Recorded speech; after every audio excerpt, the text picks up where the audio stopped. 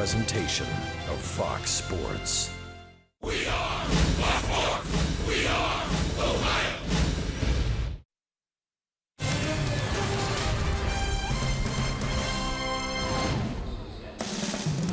It's been a rainy late afternoon, but the sky's beginning to clear and a pretty pleasant night at Citi Field in New York. Game 2 of 3.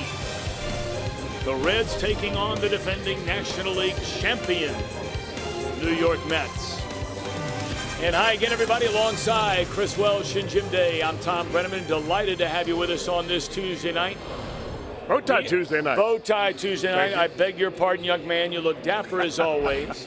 Tell you who's looking pretty good right now for the Mets is Neil Walker. Red saw this guy for a long time with the Pirates. Has always been a rock-solid player. So far, he's been a great player. Well, he's been a great find for the Mets because they had no idea when they traded Jonathan Neese to Pittsburgh that they would get this kind of player in return. They knew they were getting a nice switch hitting player that would be a guy that could play every day. He gives you a solid at bat. But home run power like this out of Neil Walker, 8 of them in the month of April, that's way more than they ever expected. All right, the man who's going to try and deny him the long ball and base hits tonight is Brandon Finnegan. Just turned 23 years old a couple of weeks ago. So far this year, Chris, he's been much better on the road than he's been at home. Well, he has been better on the road, Tom. He's 1-0 on the road so far this year. His earned run average is about 1.5, but in the 11 2/3 innings that he has pitched on the road this year, he has walked 9 batters. So he's pitched around a lot of trouble on the road.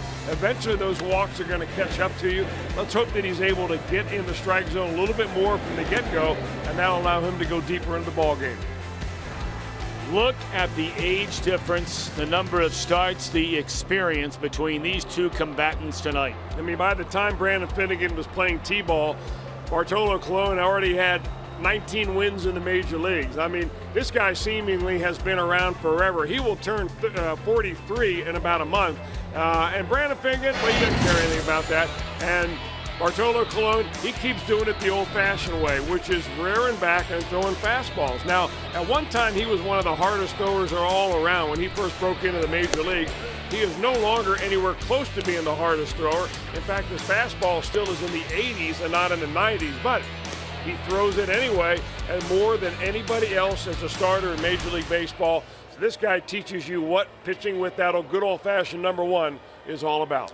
All right, when we come back, Jim Day had a chance to catch up with his main man, or one of his main men, Brandon Phillips, who was injured in the game last night. He'll give an update on Brandon and also talk about who's hitting cleanup tonight. Jim Day, every day, is next.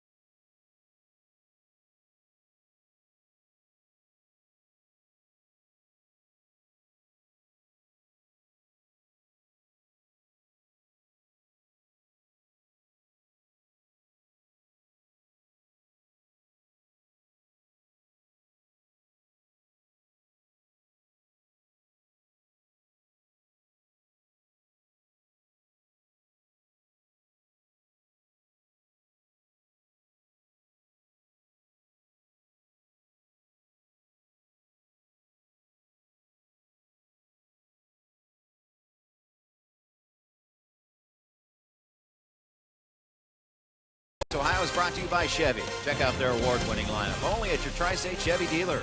Cincinnati USA Regional Tourism Network. Say close to CincinnatiUSA.com. And by Skyline Chili. Feeling good? It's Skyline time.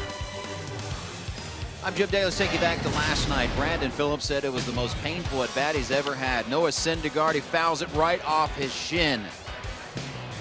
Fouls it right off his shin again. He told me the exact same spot. And then to make matters worse, 98-mile-per-hour gas right off of the left ring finger. He had to leave the game, and he is not in the lineup tonight. The shin is actually worse than the finger. The x-rays were negative on all of the above. The shin is really swollen, and it's doubtful whether he will even be in there tomorrow. We'll keep you updated on that. He normally hits in the cleanup spot, so Brian Price had to shuffle around the lineup, putting Suarez in the cleanup spot. Natural. He provides some pop, but as Brian Price told me, that's not the sole reason. It's more about the guy that hits in front of him. Also to give some good coverage behind Joey. You know, Joey, without a Phillips, a Bruce, a Mesoraco, somebody that's capable of doing some pretty extreme damage. I think he's an easier guy to pitch around if you don't have someone like Gino behind him. So that more than anything, I'm not really looking. I really don't want Gino to go out there and try to do anything different. His approach has been good. He's really been staying on pitches in the strike zone. He's back to swinging it well again. So I don't want to see him try to force the power. He's done a pretty nice job, you know, just doing things in the two-hole, getting to his power without really much effort. So no Jay Bruce, no Brandon Phillips, but you got to play with the card that you're dealt with. 9 is enough. The Reds looking to break the losing streak against these Mets. Tom Brenneman and Chris Welsh are next. Reds baseball on Fox Sports Ohio.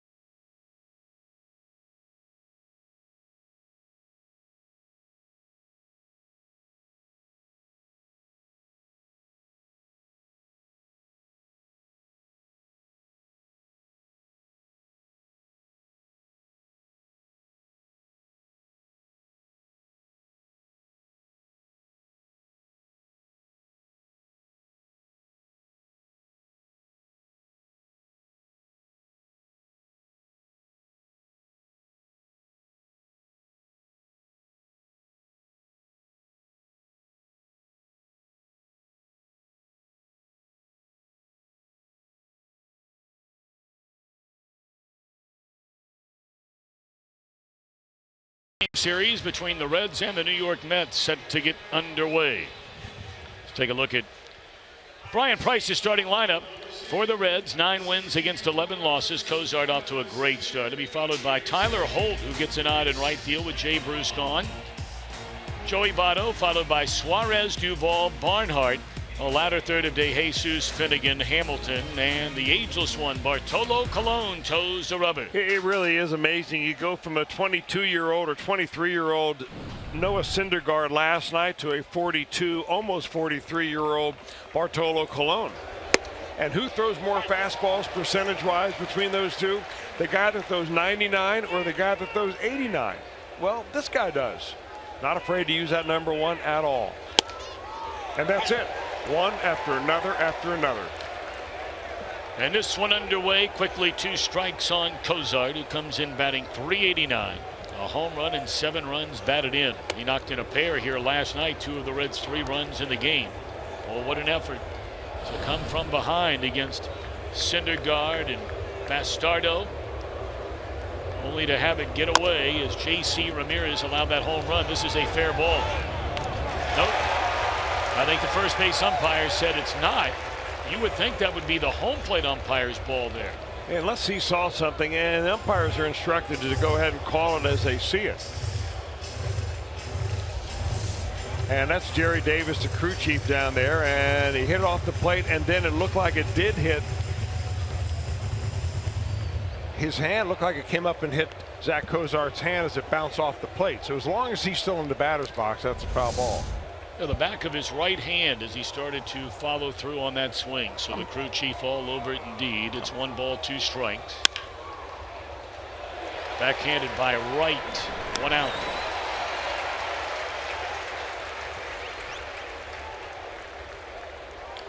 Let's take a look at the Mets. They have a number of changes from the series opener last night.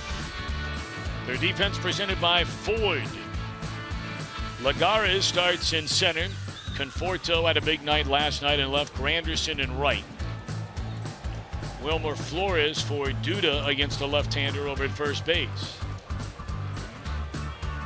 And Plawecki is going to get a lot of playing time here. They put their catcher after the game last night, Travis d'Arnaud, on the disabled list.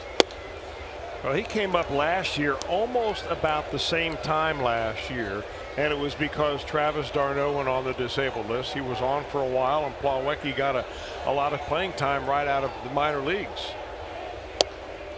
They really like the way he handles the pitchers behind the plate. He's a very good framer. He's got a nice arm. They don't think that it's a step down at all defensively by putting Kevin Plawecki in there. Tyler Holt gave the Reds a shot in the arm last night at a 1-out single in that 7th inning. Scored the first of the 2 runs which tied the game. And in limited playing time, this young man's done a nice job. Look at that on base percentage. Nearly .370.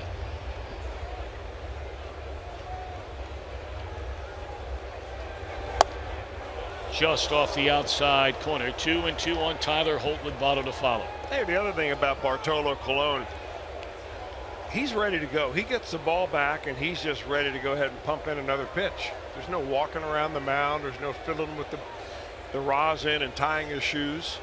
I mean, when that hitter's in the box, he's ready to let it go. This one will trickle through into left field. A base hit for Tyler Holt.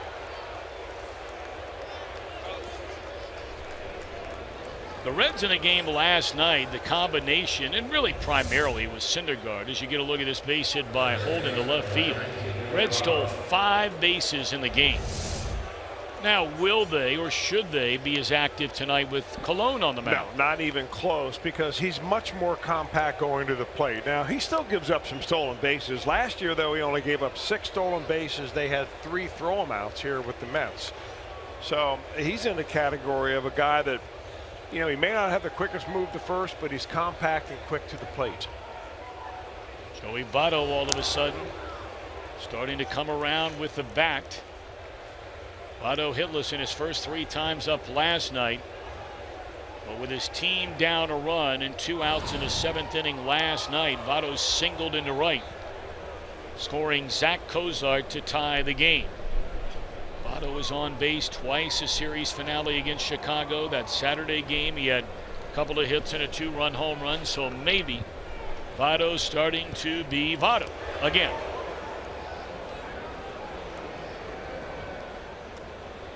The other thing that Bartolo Colon has is the experience it takes to know how to control the running game. How many times you throw over in a row. When's the last time you saw a pitcher throw over to first base 3 times in a row? All with very quick throws. He's got quick feet. And that may just shorten up Holt just a little bit. It looks like it has.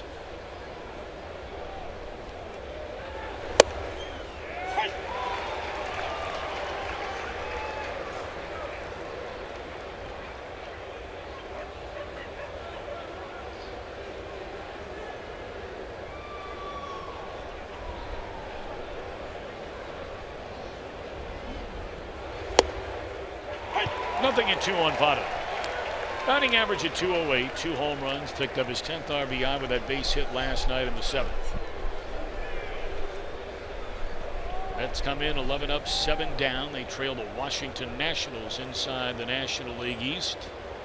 Philadelphia already scoring twice in the first inning tonight against Washington. And that's all for Votto. 2 away in the inning, first strikeout by Colon. All right, so how do you explain this, really? I mean, here's a guy throwing anywhere between 86 and 89 miles an hour. He throws 3 fastballs. Votto looks like he's got him sized up, and he's very late on that last swing. It all comes from the deception of Bartolo Colon. I mean, the worst thing a pitcher can do is throw exactly as hard as he appears to throw. So Colon appears to throw one speed, but the ball comes in at another. Eugenio Suarez in a cleanup spot, down a strike. Colon is 1 out away from surpassing 3,000 career innings pitched. Think about that. He will be the second active pitcher to have logged at least 3,000 career innings, joining fella over in the Bronx, CC Sabathia. In there, a strike.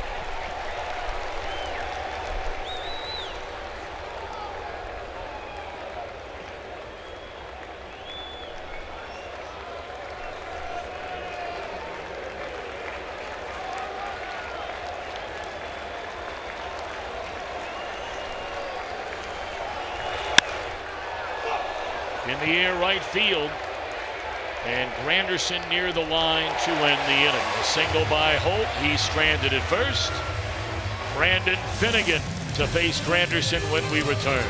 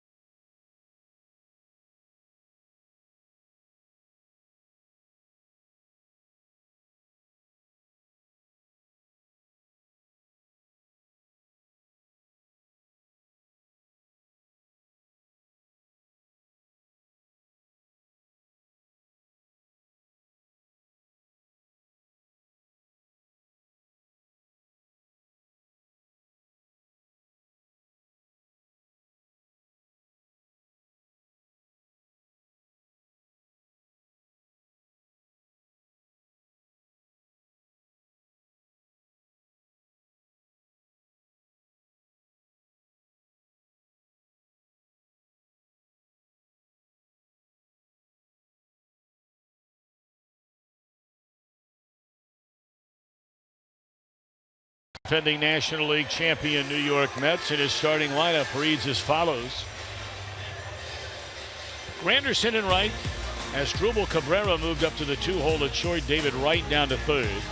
Conforto off to a great start in left. Walker at 2nd. Flores at 1st. Lagares in center. Plawecki catching Bartolo Colon. Brandon Finnegan, 23 years young, making his 5th start. He's worked 21 innings, allowed 15 hits and 9 earned runs. Well, when Brandon Finnegan can throw the ball around the zone where he wants to, he can really be an excellent pitcher. He has done that at times. At other times he struggled with his control, but he makes up for it with a lot of strikeouts. You see the 18 strikeouts that he has already in just 21 innings. Ball 1 on Granderson, who was off to a very, very slow start, and all of a sudden is kicking things into gear. He's been an outstanding player for a long, long time. Played, of course, among others for both teams here in New York. He has reached base safely in each of his last 13 games. Last 9 games, a .333 batter with 8 extra base hits.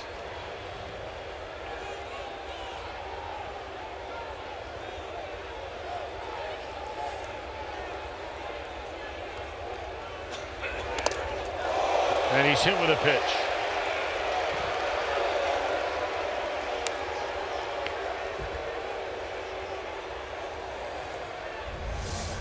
Just a fastball that got away from Finnegan, and I mean, that was way inside.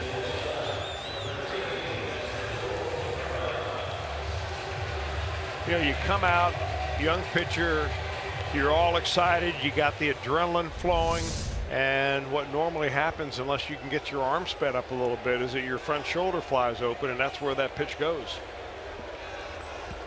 Granderson has never been a burner on the bases.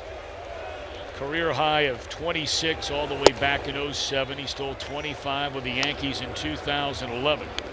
He's not been in double figures in any of the last 3 seasons. Now 35 years old.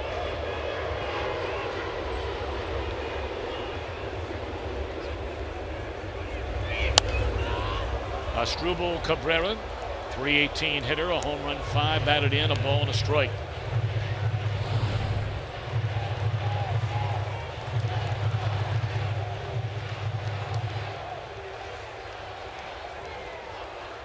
Cabrera spent last year with Tampa Bay at 15 home runs. That was the most he's had since he was an all-star with Cleveland in 2012. He did have 48 extra base hits, and that was the most among all American League shortstops. And as you can see, he's been red hot.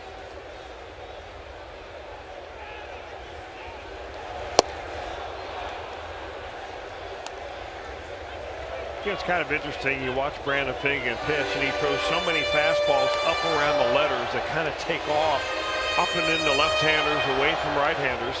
And you think, well, that must be a 4-seam fastball that he throws. But he throws primarily 2-seamers. And that very last pitch he threw there to Cabrera, you saw the sink and the run on it. He really has some action. Liner righted Suarez, and back to the bag safely Granderson. That's the first out in the Mets' first inning. The Reds on defense are presented by Foyd. We congratulated last night about 9:08 Eastern Time the arrival of Carter Bruce to Hannah and Jay outside of Houston, Texas. I know they're having a ball. Tyler Holt replacing Jay in the lineup tonight. And De Jesus, as Jim Day mentioned a moment ago, replacing Brandon Phillips, who had what he called the most painful at bat of his major league career last night.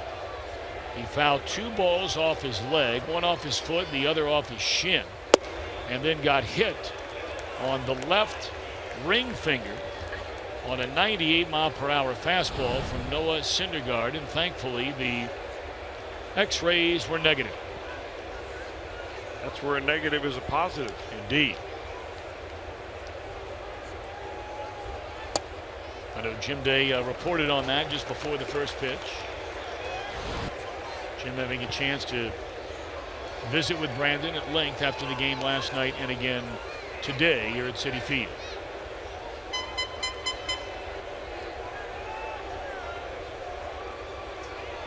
Two 2-0 on David Wright.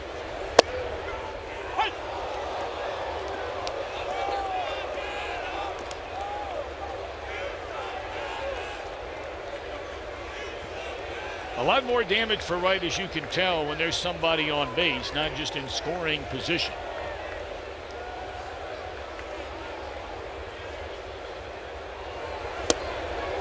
Pulled the string on him there, had him way out in front, went with a 92-mile-per-hour fastball and comes up with an 83-mile-per-hour changeup. Well, there are good fastball hitters and there are great fastball hitters, and the guy in the batter's box, when he is healthy, is a great fastball hitter. So you make him look like there's something like a fastball coming and take a little bit off of it. Came back at 93 and just off the inside edge, full count.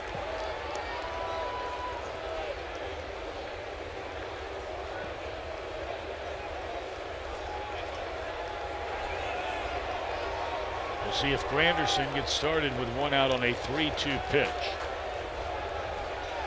He's not. 2 away in the inning. First strikeout for Finnegan. Now, the more right-handers you see in the lineup, the more important this pitch is going to be. That, again, is a changeup. Great arm action right there. And Finnegan has a fast delivery. I mean, it wind up that kind of, when you're in the batter's box, you see him explode at you, and it gets your heart going a little bit. And when you can pull the string with that kind of a delivery, selling it as a fastball with arm speed, you really got a nice pitch. There's a nice pick on that play as well by Tucker Barnhart. Behind the plate tonight, getting a start for Devin Mesoraco. Strike one to the left-handed batting Michael Conforto. Well, what a good-looking young hitter this guy is. Batting nearly .380 in the 10 games since they moved him to the number 3 spot in the order. Tonight he bats cleanup. Well, last year at this time, Michael Conforto was in Double-A. In fact, when they called him up from the minor leagues on July the 24th, they got him from the Double-A ball club. He skipped Triple-A and really contributed to the Mets' run last year in the second half. Another pretty good left fielder at the time did that. Going all the way back to 2003, some cat named Miguel Cabrera. That worked out pretty well. Still hanging around. Yeah, hanging on.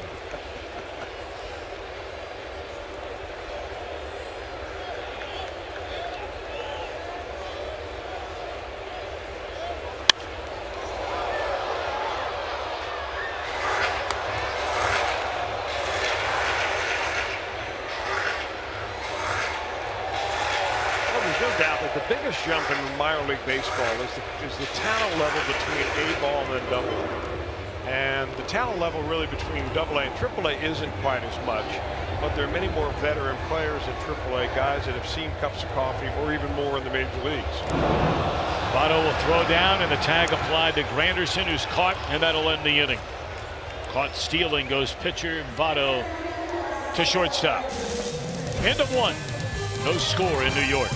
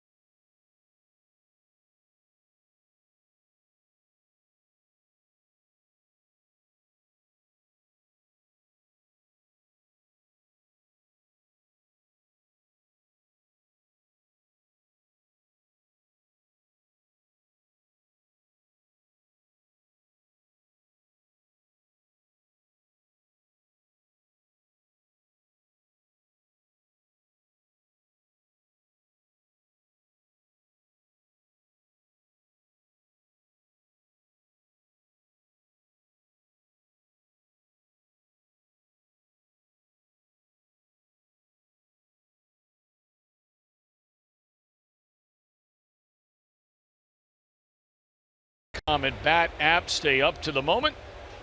Download MLB.com at Bat on your phone or tablet tonight. We're at Citi Field in New York. No score. We begin the second inning. Adam Duvall, the number 5 hitter in the Reds lineup against 42-year-old Bartolo Colon. Colon allowed a single in the first inning with one out to Holt. It struck out Votto and got Suarez on a fly ball.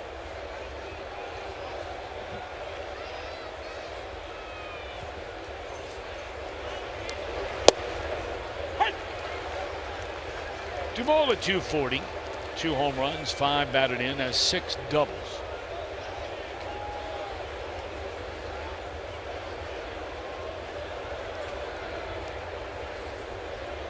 Reds have lost 9 in a row to these New York Mets dating back to 2014, including all 7 last year.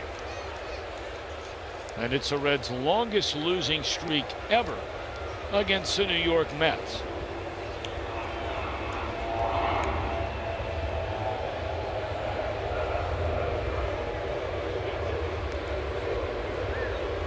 You know, up until this recent run, the Reds had always played very good baseball since this ballpark opened, and there's strike 3 to Duvall. Well, if there's ever a guy, and you touched on it earlier, that could give you exhibit A of fastball location and the importance of the well-located fastball, who would you use ahead of Bartolo Colon? Well, you're right. I mean, he's got a lot of action on it. He doesn't throw it overly hard. That's a 2-seam fastball that he favors now over the old 4-seamer. I mean, there was a time, though, that Colon was one of the hardest throwers in the game. Yep. He was throwing the ball 95, 97 miles an hour before the stadiums were equipped with pitch FX and all the other things to even have radar guns.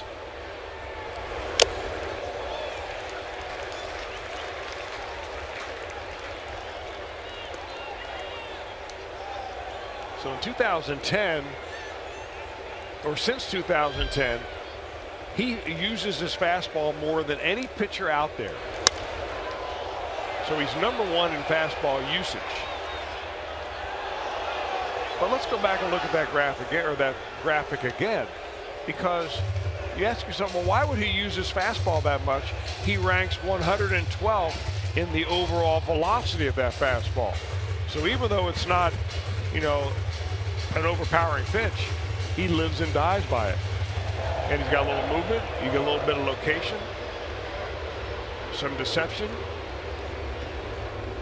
and he's pitching into his 40s.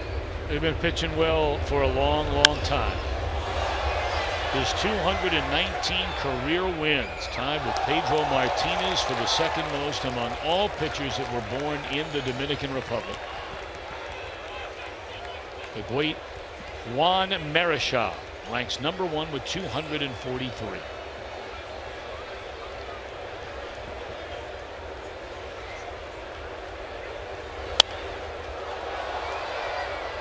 I mean, you look at Bartolo Colon and to borrow a line, they used to be used on Monday Night Football. He looks like a rotund cherub out there, but Dan Wortham, their pitching coach, will tell you that he is the most flexible of all the pitchers on the staff. I mean, he can do the splits, so he keeps himself in good shape even though he's got a little girth to him. Just a nice, simple motion.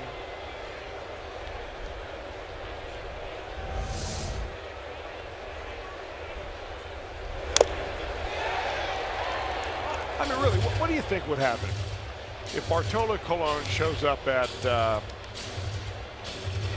perfect game showcase, where all the best prospects before the June draft show up, and they throw and they're timing them and they get the spin rate on all their pitches and everything else, and here's a guy throwing it up there 89 miles an hour. No chance. No way. 219 wins later, he's still pitching. 3-time All-Star. He won an American League Cy Young Award all the way back in 2005. What an at-bat here by Barnhart. Really is. Be the 10th pitch coming up in this at-bat. I think it was in 2002. Colon got traded from the Indians to the Montreal Expos. He won 10 games with the Indians, and then when he got traded to Montreal, he won 10 more with them. 20-8 that year. The two teams combined. Old foul. There'll be an 11th pitch in this at-bat. You look since the Mets signed him after he won 18 games with the Athletics in 2013. He won 15 games in 14, won 14 games last year. He was exceptional in the postseason last year.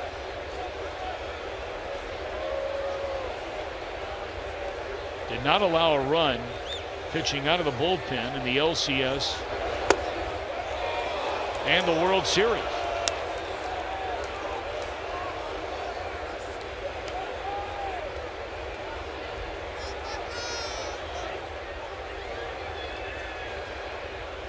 Well, pitch now, and this at bat to Barnhart. And Barnhart's got something to cap it off. That is an at bat by Tucker Barnhart. Into the right field corner, and he'll pull in a 12-pitch at bat, 2-base hit. Might be one of the best at bats we've seen a Reds player take all year. Yes.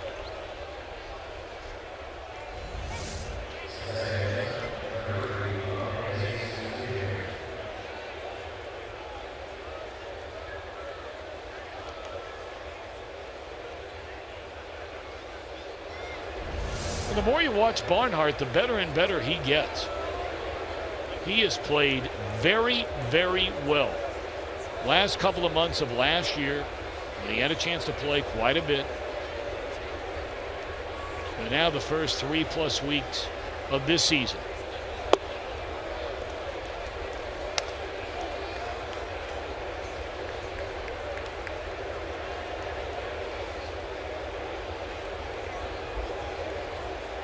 De Jesus Jr. starts in place of Brandon Phillips. He had a single and 2 at bats, stole a base last night. 1-1.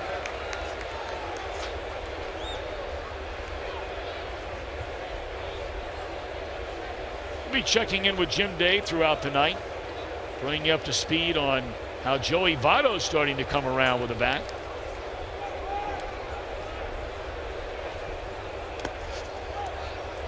There's a breaking ball in the dirt.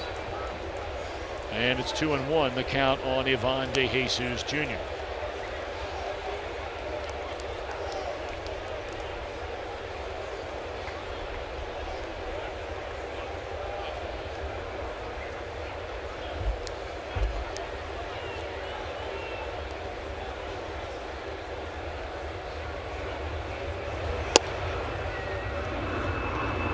Making Colon work a little bit here in the second inning. Especially that 12-pitch at bat by Tucker Barnhart. Now 3-1 on De Jesus.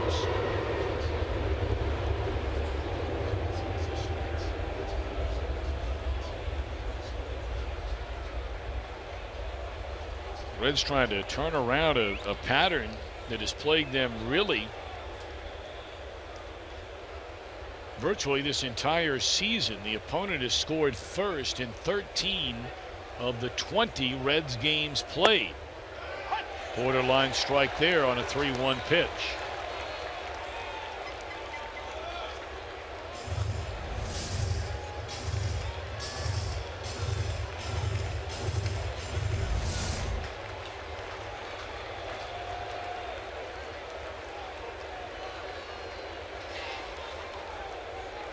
Three and 2 on Ivan De Jesus Jr. Runner at second base. And a ground ball to the shortstop. Cabrera will throw out De Jesus. 2 away. And now the pitcher batting in the 8th hole, Brandon Finnegan, with 2 away.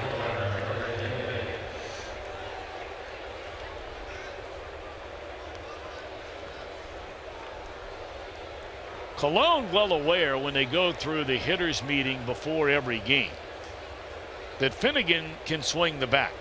He has 4 hits so far in 8 at bats, a double and an RBI. Strike 1. It's kind of funny though, Tom, because he doesn't get overwhelmed with all the reams of information that they have in these scouting report meetings. I mean, because he's throwing 90% fastballs anyway. What does he care? He only wants 2 bits of information. Which hitters like to swing at the first pitch, and which hitters do you not want to pitch inside? And the only reason he wants the second information, because he'll still pitch that guy inside, but he'll come more inside, because that hitter's likely to like it inside, commit early on, and jam himself. So you talk about boiling it down to the simplest property. Cologne does that. And perhaps there's a lesson in there somewhere. Yeah.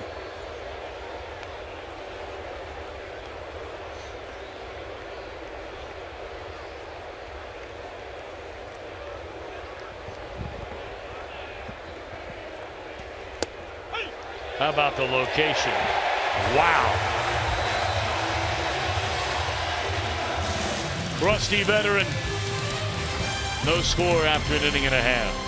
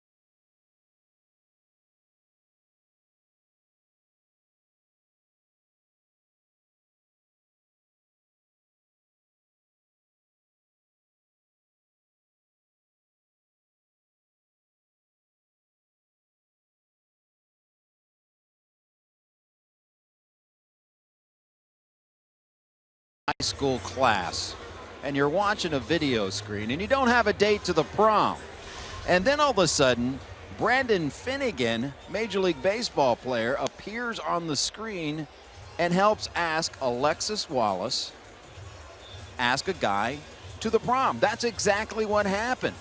Brandon Finnegan, Alexis Wallace, huge thank you to Brandon Finnegan from the Reds for helping me ask Jay Branson III to prom. And I asked Brandon Finnegan about it.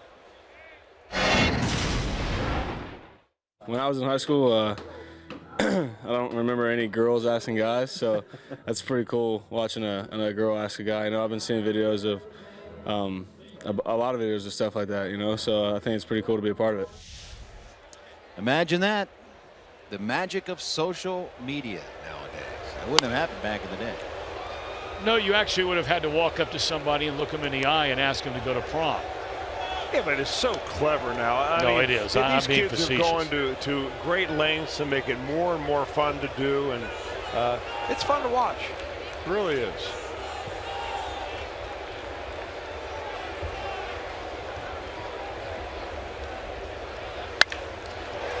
And right through the two defenders against the shift. Conforto continues his hot hitting.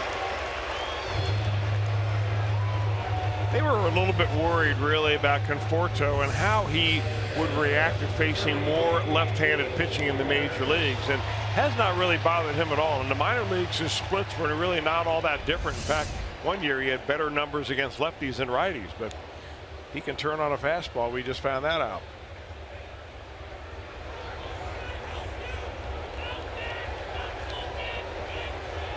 Here's Neil Walker. As Chris pointed out last night, he has always been a much better left-handed hitter than where he stands now against the southpaw Finnegan.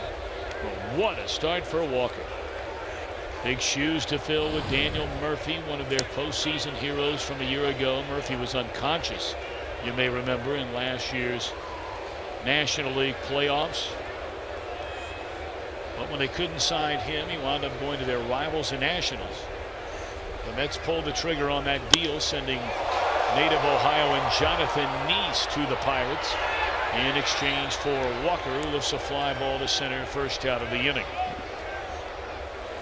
And as you pointed out last night, that's been a good deal so far for both teams. Yeah, Jonathan Neese 3-0 for the Pirates. So in the ideal world, that's the way it works out. Both of the players get rejuvenated by going to a new team.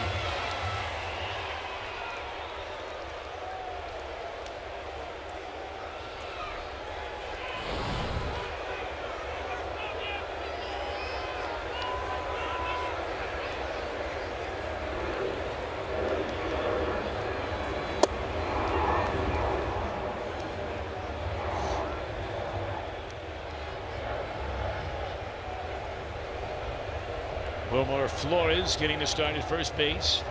Left-handed batting Lucas Duda with a night off. Duda clubbed a couple of hits, including a 2-run home run last night against Raisel Iglesias. 1-1 to Flores. Flores really has not had much playing time at all. He's only had 21 at bats. He's got 2 hits to show for that. Hit 16 home runs last year in nearly full-time play. Year in which he hit 263.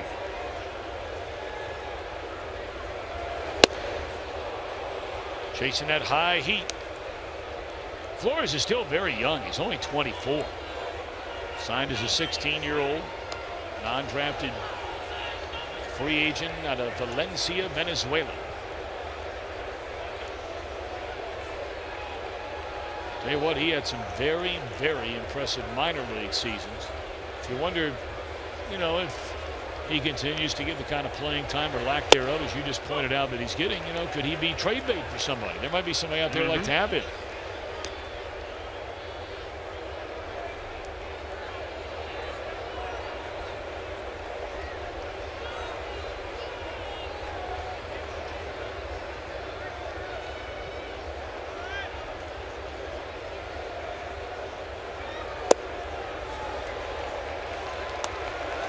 Three and two.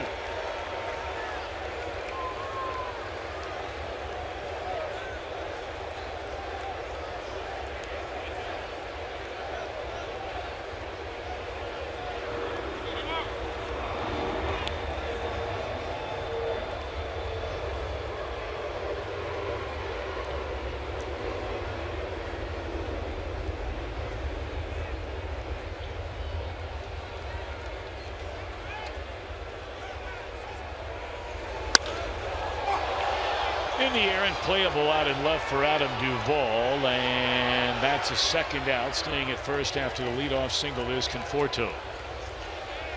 Coming up later on, we'll have our Miller Time moment.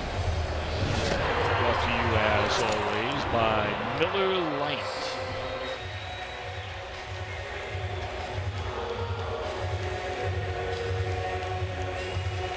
I know our old buddy Bill Hever wants us to send out hello to all his family and friends watching tonight, especially those out on the west side, out in Delhi of Cincinnati.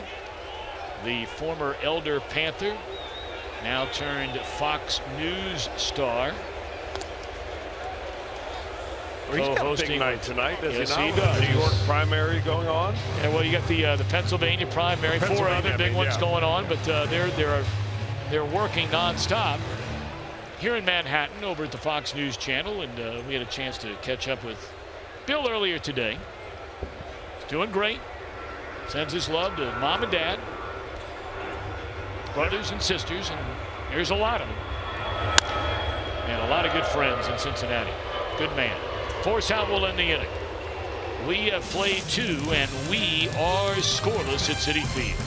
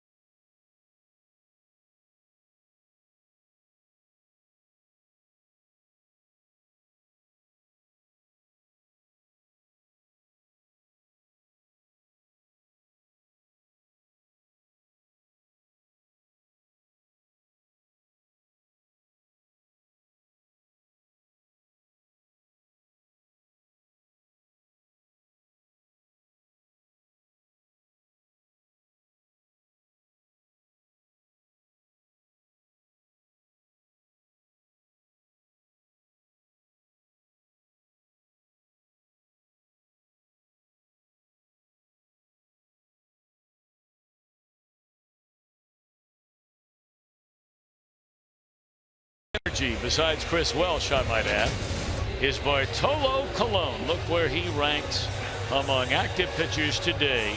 I mean, it's either him or CC Sabathia in virtually everything. Yeah, you're pretty right. And it's interesting that they're both toiling right here in the Big Apple. Mm-hmm.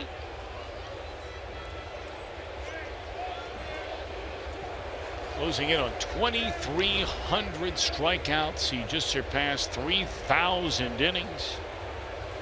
470 starts. That's a lot of baseball. And he's come such a long, long way. Young man that grew up in a very rural, mountainous part of the Dominican Republic. He grew up in a house that had no electricity, outside plumbing. He picked coffee beans with his father for 10 to 12 hours a day. And his dad didn't want to take the time to miss a day of picking coffee beans to take him down for the tryout. They arranged it anyway, and they ended up getting a contract signed for him for $2,500. And it changed the entire course of his family's future. That'll be an infield hit for Billy Hamilton.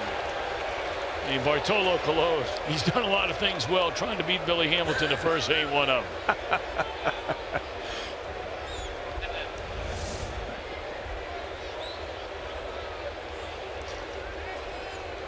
He would have beaten him had that throw been anywhere close. All right, though, let me ask you. Billy Hamilton starts at home. I know where you're going with Colon this already. Yes, somewhere up the first baseline. How far of a handicap up the line do you have to give Bartolo Colon so that you have a photo finish at first base? I thought you were going to ask me the question. I jumped the gun on you on the one you asked me the other day about, you know, if a runner's at second base, could Hamilton catch him from the plate? There is no doubt he'd catch Colon. Well, Colon throws over to first base, and Billy hadn't even taken a lead yet.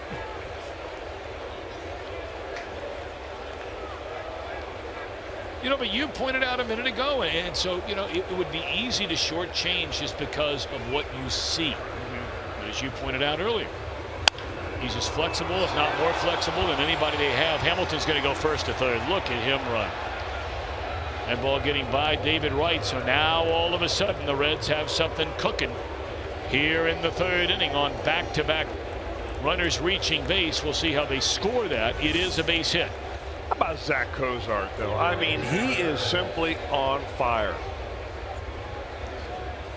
Hit that ball very sharply, handcuffed the third baseman David Wright. Billy sliding right into third base, gliding into third base, that is.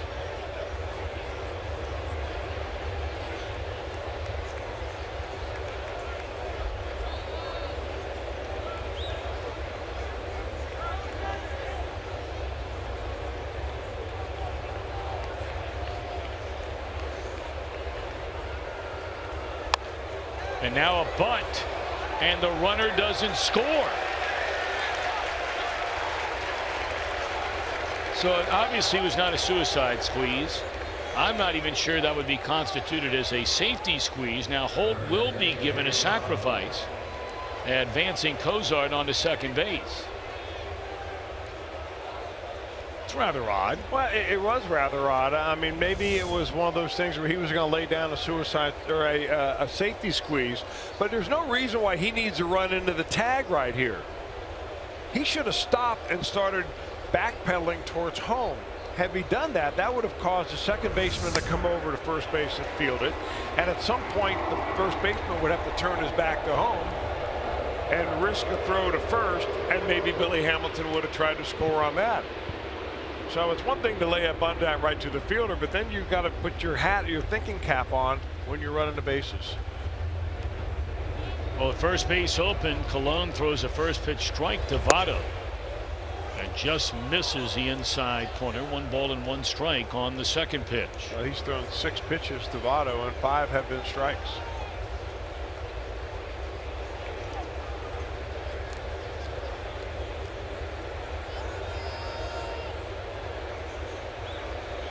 This is rarely seen whenever the Reds have played over the entirety of Joey Votto's career, where you have a base open if you put him on base, you set up a double play with 1 out in the inning.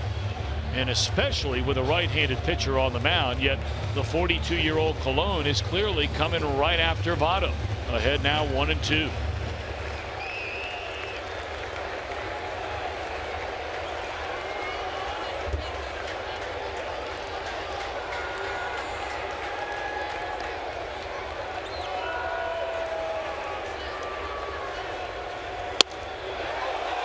He continues to pound away on the inside portion of a plate.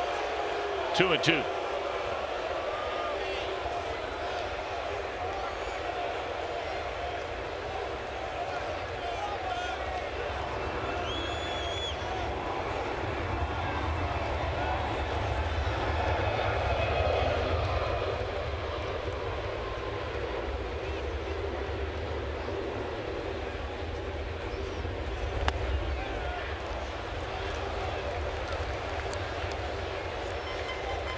Well, the first 2 at-bats now by Votto, when Colon has had to make a money pitch to him, or an attempted money pitch to him, he has gone on the inside corner with that moving fastball. Does he throw it there? 3-2.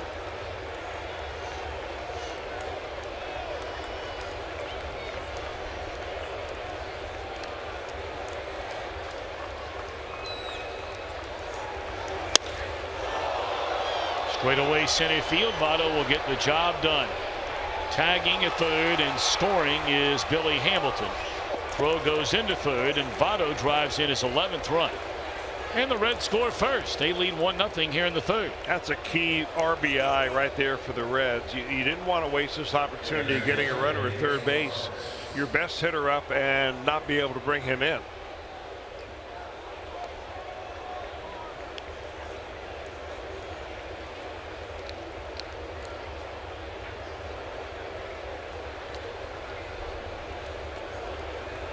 Now looking for a 2-out base hit from Suarez to plate a second run in the inning. It's Cozart, the runner out there at second base. Ball 1 on Suarez, who flied out to Granderson in right in the first inning.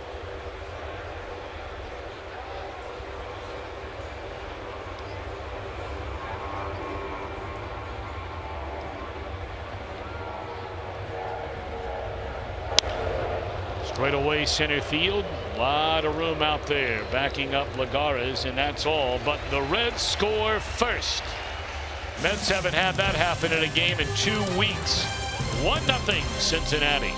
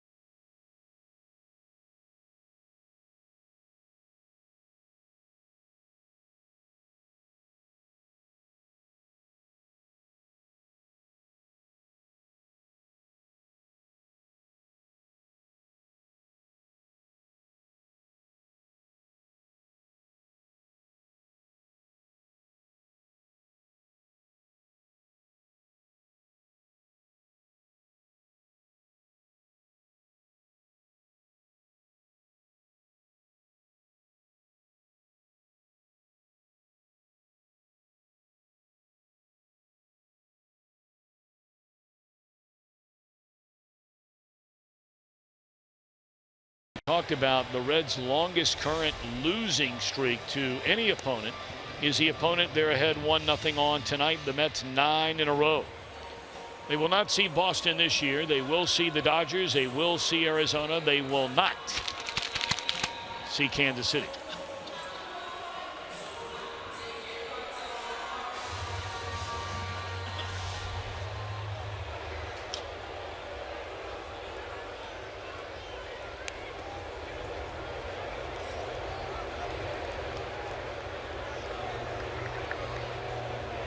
1-0 Reds in front.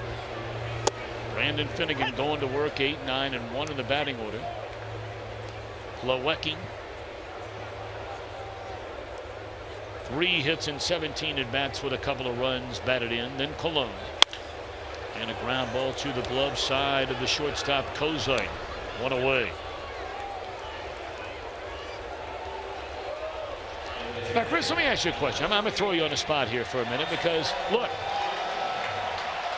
Colon going to get a nice round of applause from the crowd here, and he should. When Finnegan was brought to the major leagues out of necessity, when Kansas City was making that magical run 2 years ago, the year they lost in the World Series to the Giants, Finnegan pitched out of the bullpen. Last year, Kansas City, the organization, committed to giving him a chance to start. That's what he would prefer to do. When he came over to the Reds, they honored that same commitment by making him a starter. He pitched a couple of games out of the bullpen near the end of the year with a major league club. Now, I know it's a very small, as you say, sample size with just a handful of starts last year, 4 of them this year. What do you like about Finnegan as a starter? I think what I like about him is, number one, his attitude. That he believes he can start. He believes he can be a really good major league pitcher. He's just not up here happy to be in the major leagues. And he's a very young kid. Number 2, I think he's got 3 quality pitches. He's got a fastball with a lot of life. He has a really darting slider and an excellent and improving changeup. And that's, I think, as a starting pitcher, you need at least 3 pitches. The only thing he's missing right now is fastball command. And if that fastball is live enough, that we've seen hitters not be able to negotiate it very well. He's gotten himself into problems with lack of command.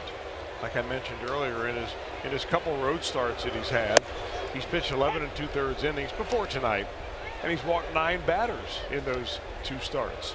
So that's digging yourself a tough hole. But I think that will come with more innings under his belt and experience. I don't buy into the he's not tall enough or doesn't throw hard enough or anything else. And I think the way he's throwing right now, who else do you have coming up out of the minor league system or on your bench right now that can pitch as well as Brandon Finnegan? There's not a long list. In fact, there may not be anybody on that list. So I think until he proves that he can't start or until he decides he doesn't want to start, this is where he ought to be.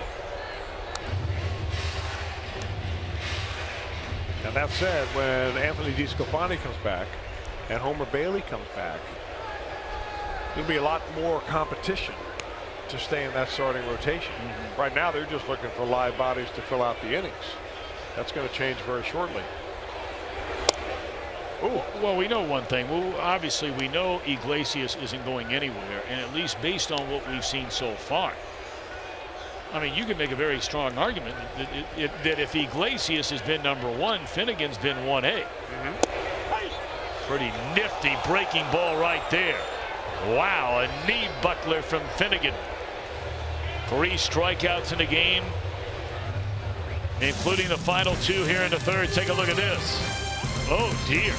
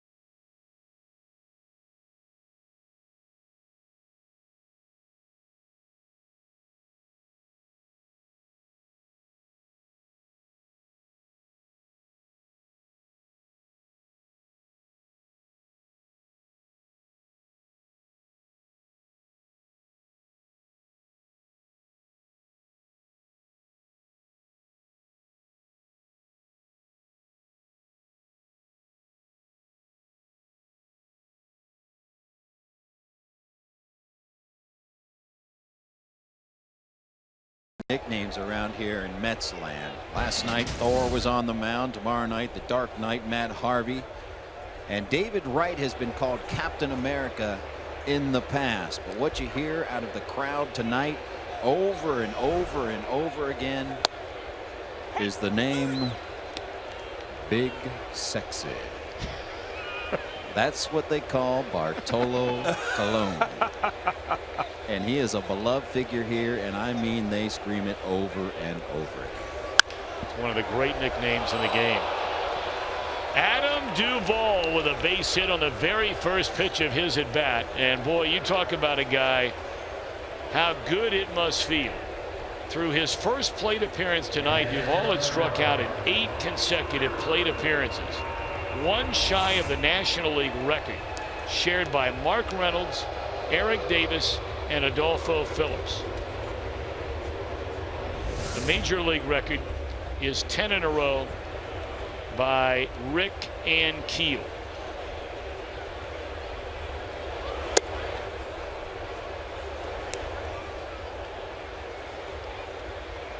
So good for Adam.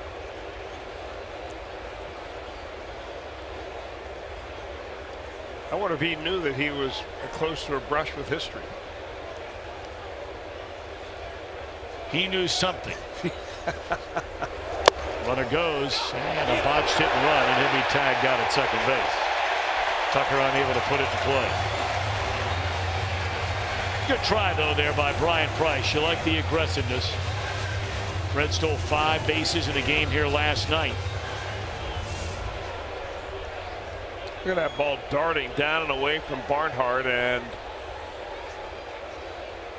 the look back by Duvall says it all.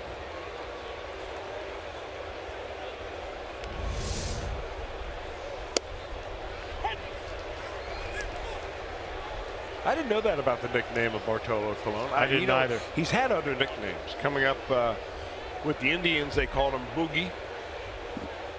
He's also got a nickname, Poncho.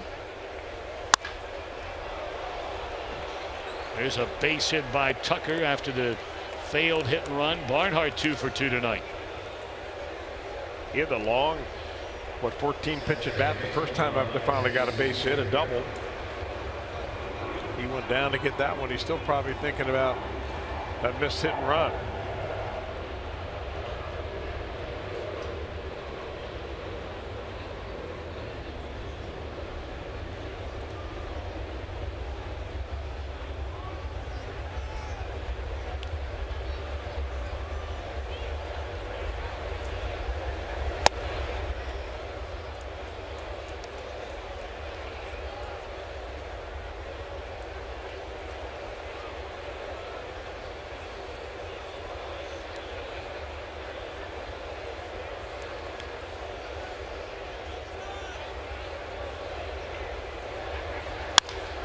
That ball is hammered by DeJesus. Deep left center field, and that baby is out of here. That is an absolute missile off the bat of Ivan DeJesus Jr. And the Reds now lead 3-0. Ivan's first of the year.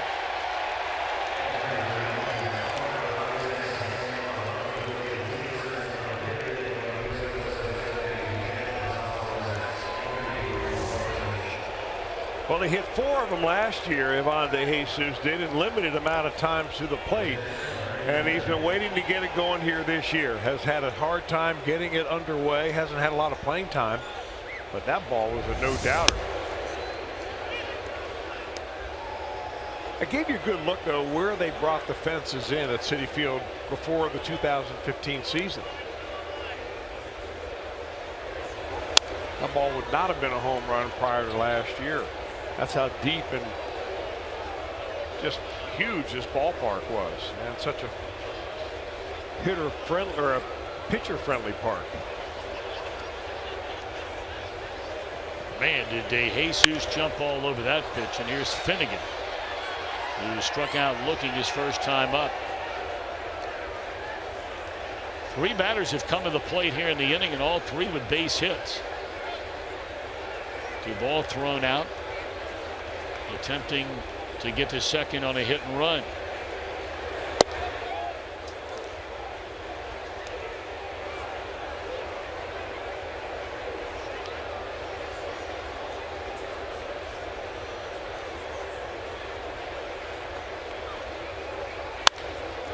There's another line drive. 2 outs in the inning.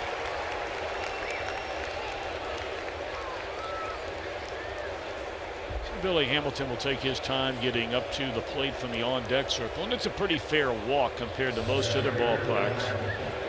The way they have the home plate area designed and where the dugouts are, there's a lot more room than you see in most other ballparks between home plate and the dugout.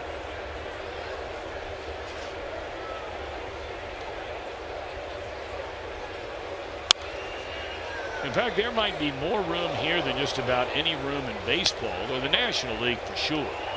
From home plate to the wall behind it.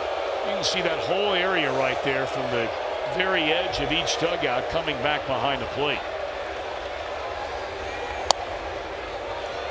Hamilton, an infield hit, scored a run in the third.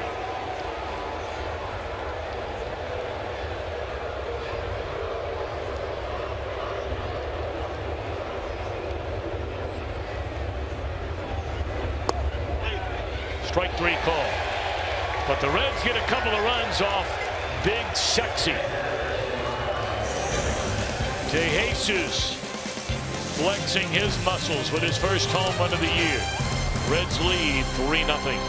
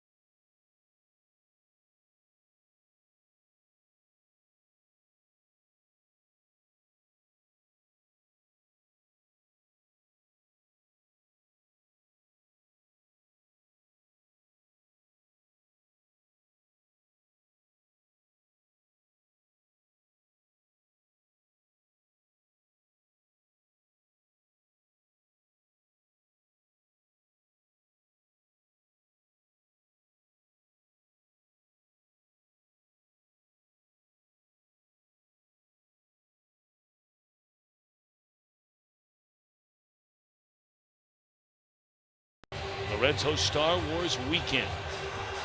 Saturday, May 7th, the first 25,000 fans will receive a Star Wars X-Wing fighter Mr. Redlegs bobblehead thanks to Dynegy Energy Services. Reds and the Brewers for as low as $12. Come on down to the ballpark, a big weekend. You a big Star Wars guy? No. I was when it was originally a TV show. I wouldn't miss an episode. And I still enjoy the movies, don't get me wrong. I just have never collected a lot of the memorabilia, but I guess it's never too late to start. Maybe that could be my first piece coming up. Jim Day, how about you down there? You know, you ever been a Star Wars guy? Not really. I did see the latest one, though. It was pretty good. It was? But I'm not one of those fanatics. Jim Kelch, though. Big. Although he's a Star Trek guy. That's a show Chris was thinking. Oh, yeah. Star Trek. Yeah. It's a long time ago. How do you expect me to remember that? Well, you know, you had me fooled for a minute because I'm really not much on, you know, entertainment and that kind of thing as far as, you know, knowing about TV shows or what have you. I did see all the Star Wars movie, and when you said I really like the Star Wars TV shows and you never missed an episode, I thought to myself, yeah, maybe I must have missed them all.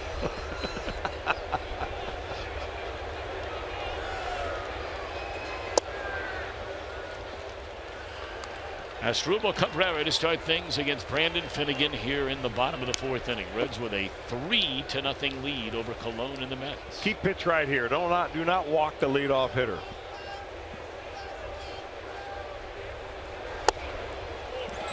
He didn't miss by much, but he didn't get it in there. For Finnegan, that is his 13th walk in 24 innings on the year. It's his first walk tonight. He has hit a batter. He's only allowed 1 hit, fan 3. And now he'll face David Wright, whom he struck out ending the 1st inning. You know, a lot of pitchers out there, if you walk that many batters, you'd have a hard time getting through the 3rd inning. So it just goes to show you that he's got a little extra something on the ball, a little action of some kind, deception. And I'm really convinced that his command will just get better and better. Well, we showed you the numbers when we gave all of his numbers, seasonal numbers, in the bottom of the 1st inning. I mean, opponents are hitting in the high 100s off Brandon Finnegan. So, you know, you cut those walks even in half, or by 2/3. I'm never saying that he's going to be a master of control like a Greg Maddux, because if you watch his delivery, I mean, he is a full-out 100% effort pitcher. Even from the stretch. I mean, he's got legs and arms coming at you, going all different directions. But I do believe that that will even calm down as he gets more and more innings in the major leagues. And he'll realize some of that is just wasted effort. And you want to save as much effort as you can and make your windup efficient.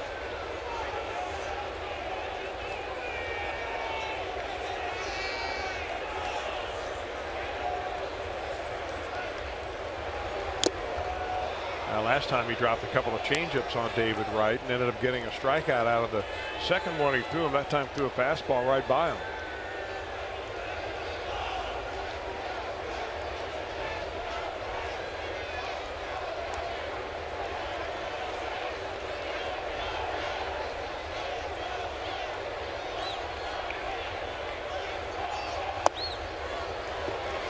Breaking ball there, 2-2 on Wright.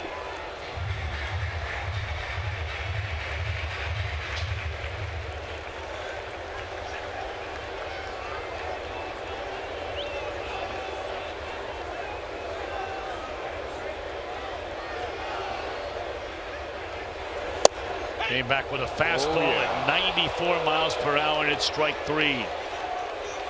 5th strikeout tonight. Well, that's what I'm talking about. Play. With action, you don't throw it inside to a right-hander. Have him take it like that without having a little bit of comeback action on that pitch. A front door fastball from a left-hander that time.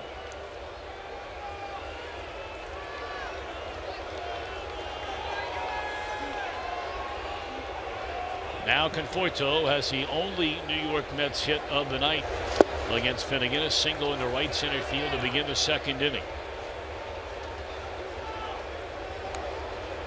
Conforto's batting average up to .345.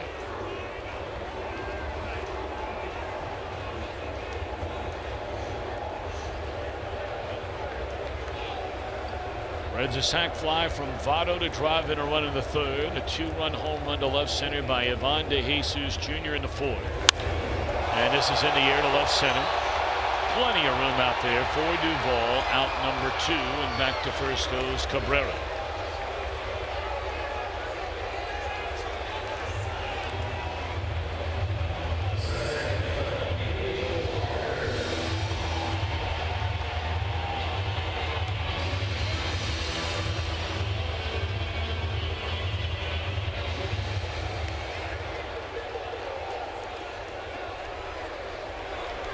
Reds and Mets will wrap up the series here tomorrow night. Reds will be off Thursday. Team after the game tomorrow night will fly south to Pittsburgh, PA, where they will open a weekend series Friday night. Dan Straley v. Francisco Liriano. Alfredo Simon will get the ball again on Saturday. He'll be opposed by Jeff Locke. And then Raisel Iglesias on Sunday against Garrett Cole. That's a good one. And then on Monday, Yes. When the Reds return to Great American Ballpark, Brandon Finnegan will be on the mound, opposed by Johnny Cueto. Coming back with the San Francisco Giants. How about that? That'll be huge. That'll be a game you want to come out to. Yep.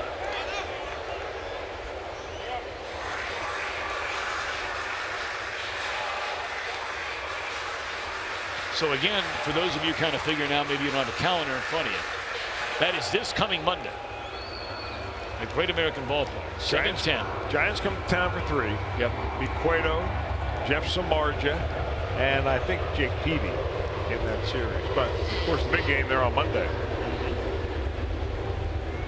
So log on to Reds.com. Come on down to the ballpark. That'll be a 10-game homestand. The Reds have 2 of those over the course of this season. That'll be the Giants for 3, the Brewers for 4, and then the Pirates for 3.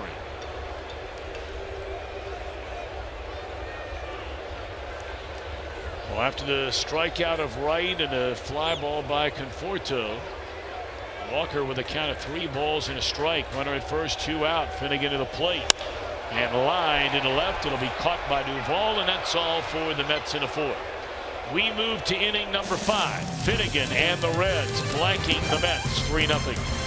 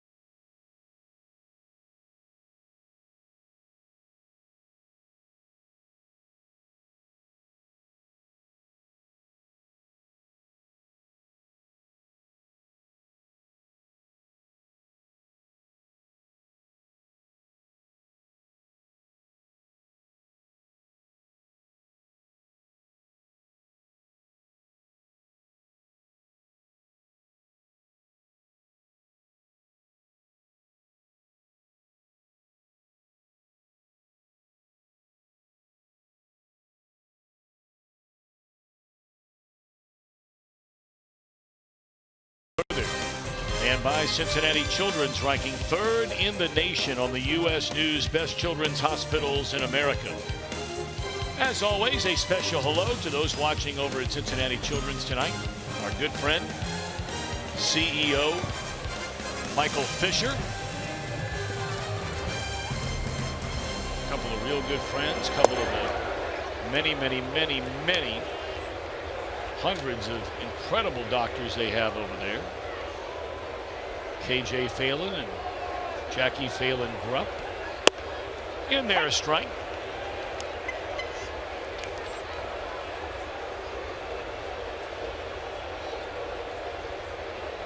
Reds lead 3-0. Top of the order, Cozart pops it up, and the big sexy will handle it. Nope. Catcher beat him to it. Can't get rid of that nickname, Jim Day. I mean, you've all of a sudden, you know, planted that seed. I mean, are people really sitting around you chanting that nickname down there? They are big time. They're screaming it. Screaming it. So it is stuck. I don't know who named him on the Mets team, but it's certainly stuck here in the Big Apple. And unfortunately now I have it stuck in my mind.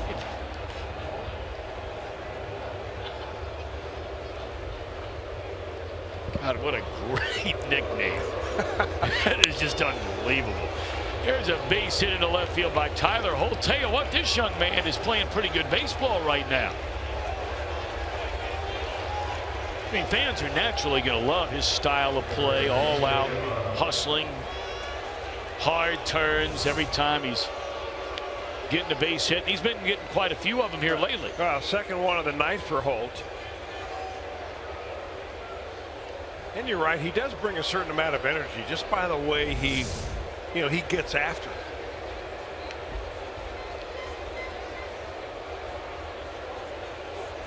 Now, when he was on earlier, you may remember back in the first inning, Colon threw over there, 3 times in a row, right? Yeah, but this time Holt did not take a lead really until Colon started going to the plate, almost like the old Todd Frazier kind of lead.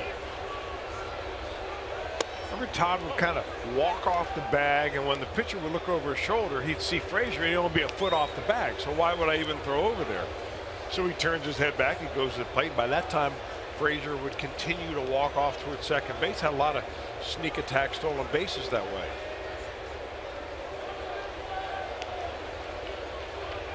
Otto struck out, knocked in a run with a sac fly his last time up in there strike. And there is just no indication at all that Holt's getting a lead at all. Now maybe you don't want to run with Votto at the plate. Some hitters abhor the idea of a guy in motion when he's at the plate.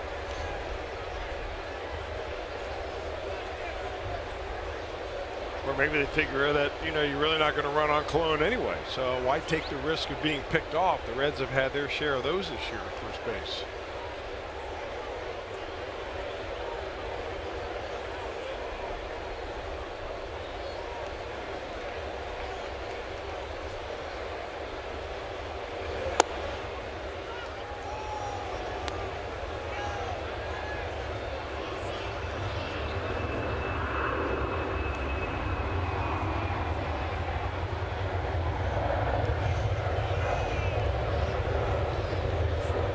Every time one of those planes would fly over at Shea Stadium in the old days. There's a 3-1 to Votto, and it's a strike. When Harry Carey would be in the television booth, he'd say, "There goes the mail."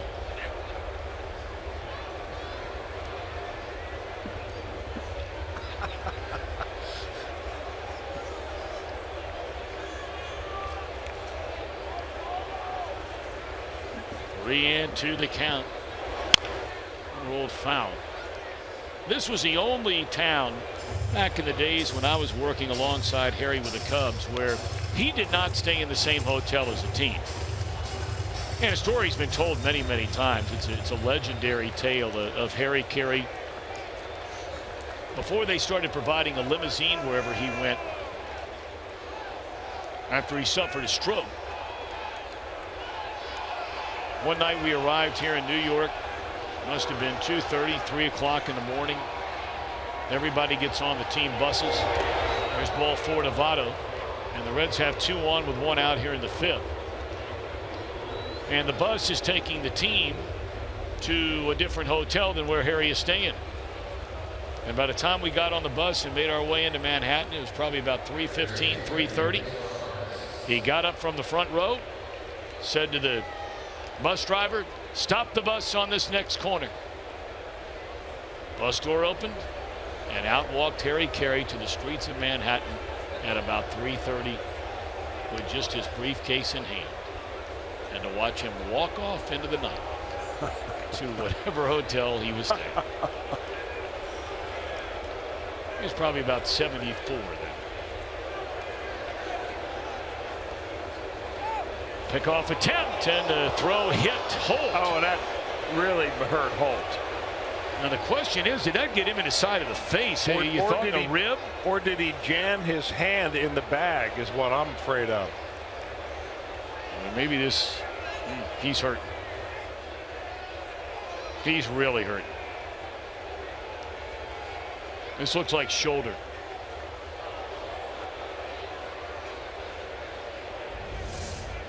We'll take another look at it and see.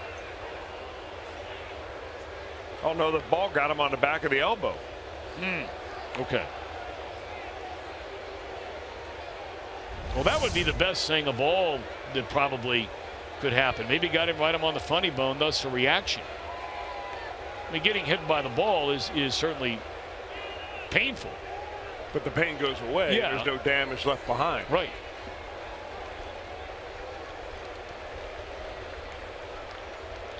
So Hull will stand a game. That was a pretty classy move there by Bartolo Colon. Turned around and asked him if he was okay. And, sorry about that. No problem.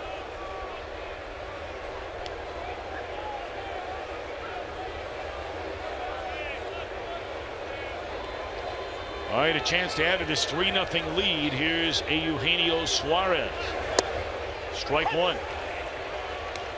You know, Colon has a connection with the Reds.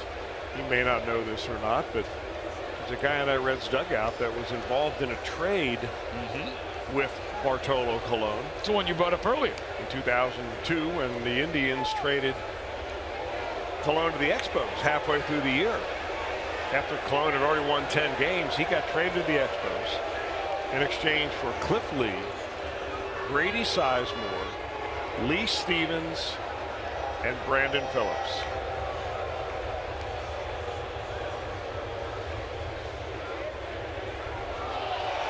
And now, after all that, they have Holt caught in a rundown. And he's tagged out. So Holt falls asleep at the wheel there.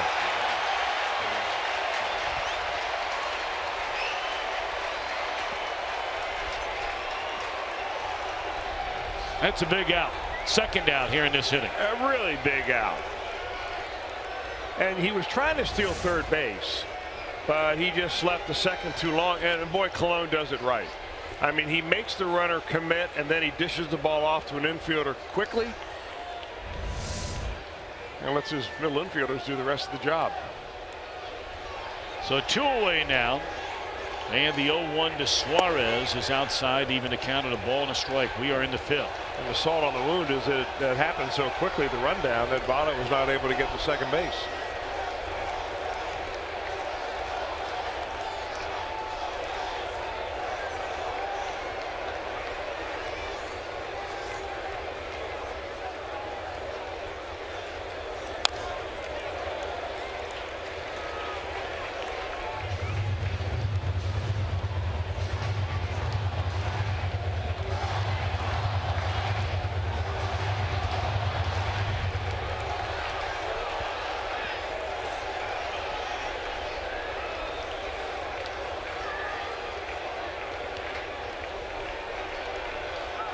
A ball and 2 strikes to Suarez, and we'll do it once more.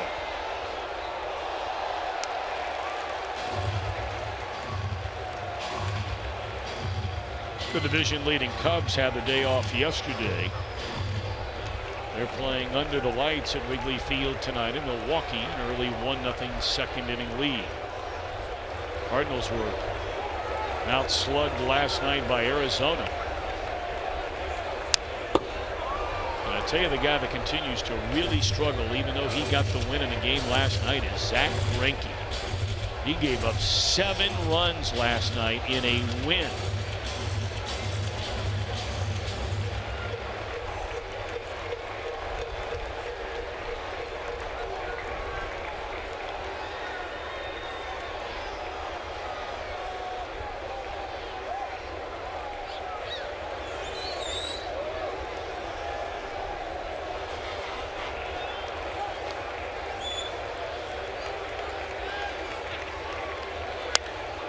Jam shot, pop up.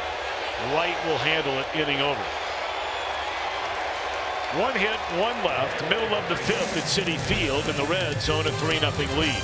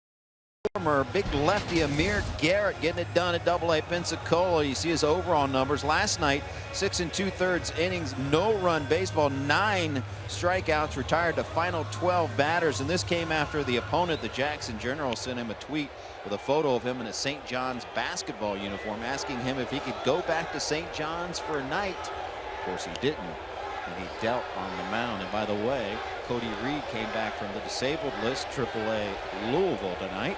5 innings of 1-run baseball, so good news there as well. Real good news. Garrett is really throwing the ball well. Loved his comments after his game last night.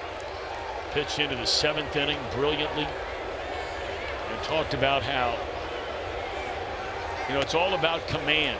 And Chris, he feels like as a pitcher, he really believes he's getting better and better and better every start. Well, the only thing holding him back really is his ability to control the strike zone. Right. And he has not had a problem throwing strikes at all. So I think he's not even yet turned 24 years old. He'll be turning 24, I think, sometime in May. So, for a young man that hasn't pitched very much in the pro level, really in the amateur level, because he devoted most of his time growing up to playing basketball.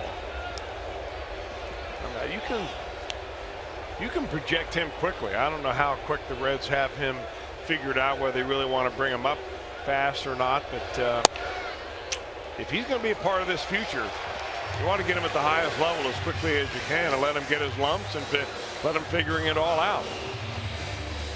Jim, I want to get back to you very quickly. We know that Homer Bailey is making his 2nd rehab start tonight. Any word on that yet? He is doing it for Double-A Pensacola, and not much defense behind him. 3 innings, 6 hits. He's given up 5 runs, but only 1 of those earned, 2 strikeouts, 2 walks. But again, for Homer, they just want to get him through healthy. Precisely. And I think it's true for both Bailey and DeSclafani. Anybody else, i.e. John Lamb or anybody else, once they start their rehab in some form or fashion, results will matter.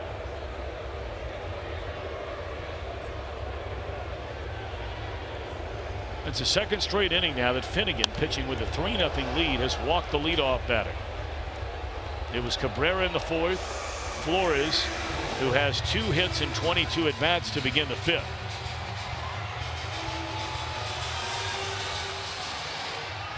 Well, it's kind of an interesting team note when it comes to the Reds and the Mets as far as bases on balls. Finnegan walked that leadoff hitter, as you mentioned.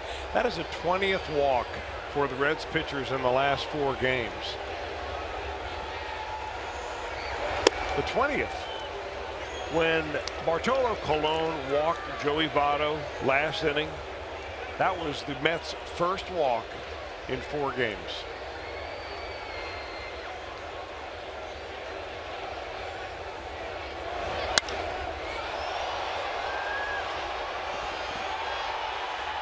Well, Brian Price has talked about it frequently, as that is handled by Holden right field. It's not only just the last 4 games, it's so far this entire season. And he really believes, Chris, the walks and all these home runs that the Reds pitchers have allowed, to quote Brian Price after the game last night, go hand in hand. Oh, they do. I mean, the old saying is that if you're wild outside the strike zone, meaning you walk a lot of batters, you're wild inside the zone and you throw the ball down the middle too much.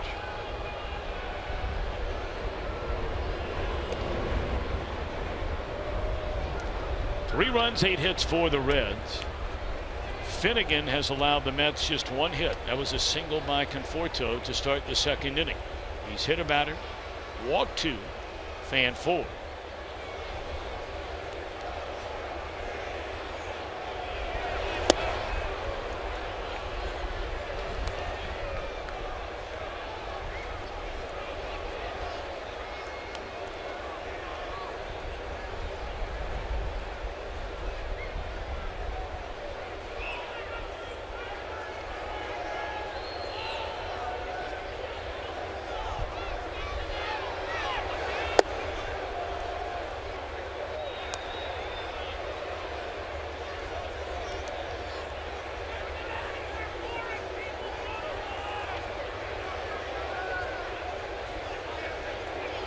Milwaukee Grounded out to Cozart, his only time up tonight. And Finnegan ahead of him at 1 ball and 2 strikes.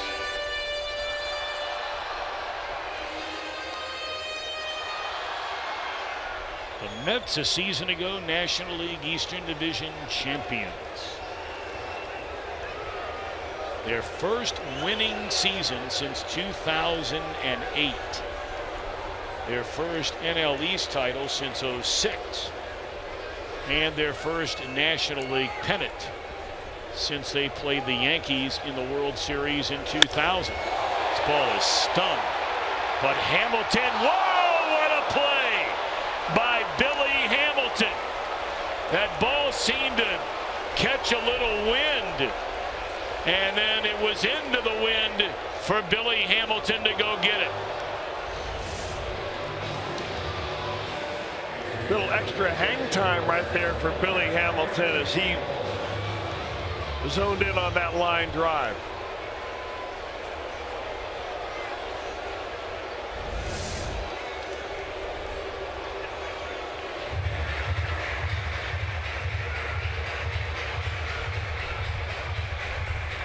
I'll tell you, let's take another look at this again. We'll do it in real speed this time.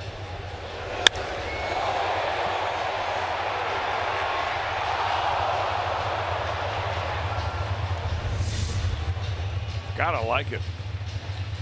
Well, the young man certainly has had his, ups and downs, and quite honestly, a lot more downs from an offensive standpoint so far in his very young major league career. But it cannot be denied in any way, shape, or form. Hamilton is among the most outstanding defenders at any position in the National League. He has just been a brilliant defender. And remember, it's only his 3rd year playing the outfield. Billy Hamilton, coming up through the Reds minor league system, was a shortstop. And many wondered what that conversion would be like. Well, I mean, it's been right there, nearly to perfection. This is Eric Campbell batting for Bartolo Colon. Colon goes 5, allows 8 hits, 3 runs earned, a walk and 4 strikeouts.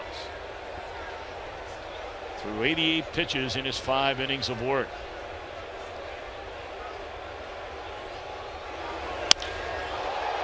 More routine for Billy this time. And that's all for the Mets in the 5th.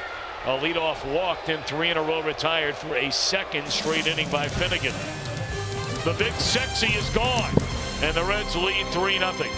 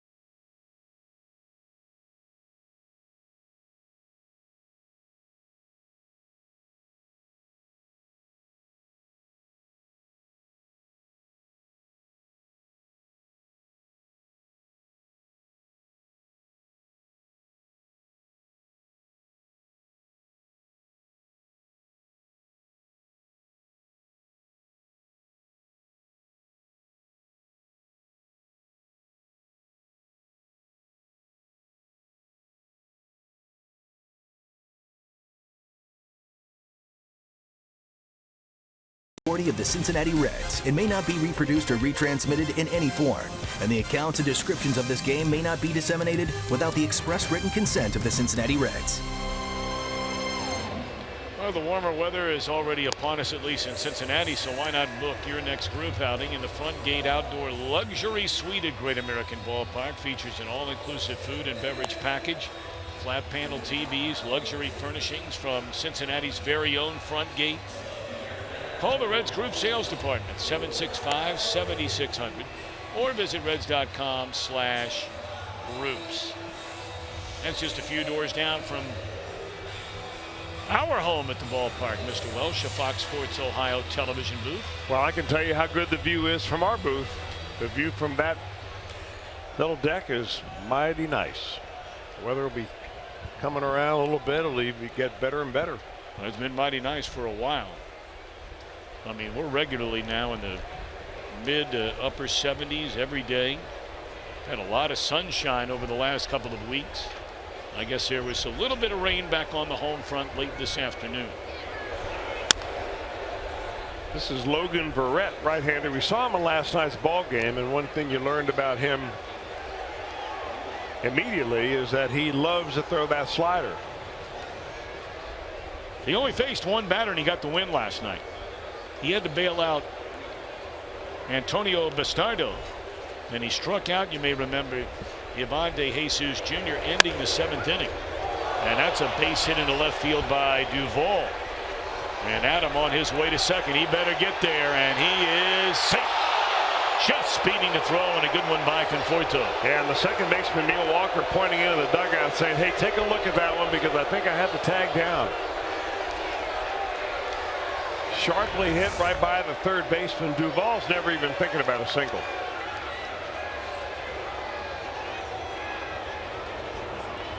Boy, Conforto comes up with a bullet of a throw. I think he's safe.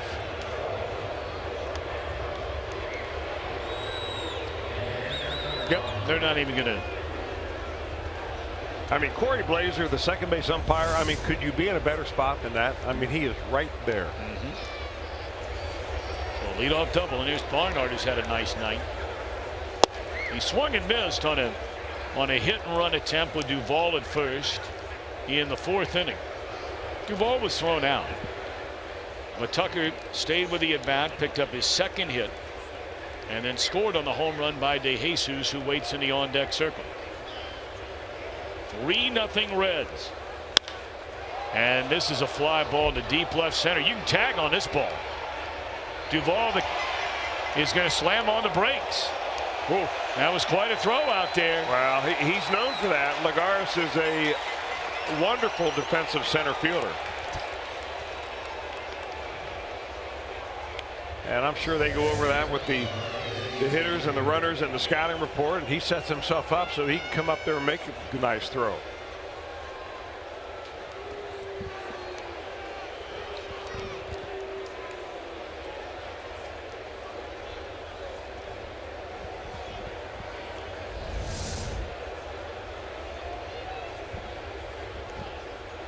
Threw that ball all the way from the warning track.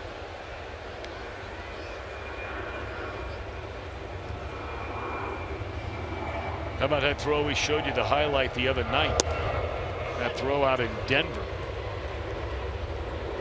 by Yasiel Puig, standing flat-footed on the warning track in right center, right on the third base bag. It's a gun down a runner. I believe that was Trevor Story. It was. Our Volkswagen drive of the game is last time up. Man, did he drive it. Ivan De Jesus Jr.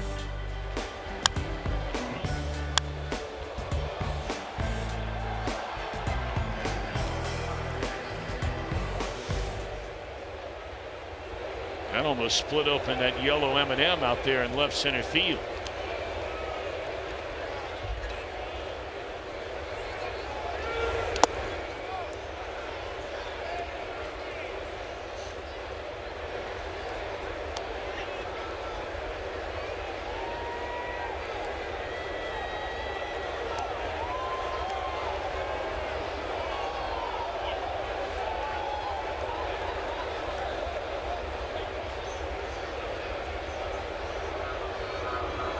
Two and one on Ivan De Jesus Jr. Logan Beretta glanced back at Duvall and rolled over, fouled, even the count.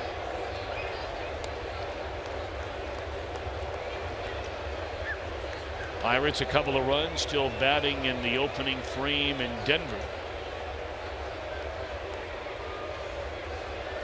And Philadelphia 3-2 lead over the Nationals. The Nationals with the best record in all of baseball. That game in the bottom of the 5th inning.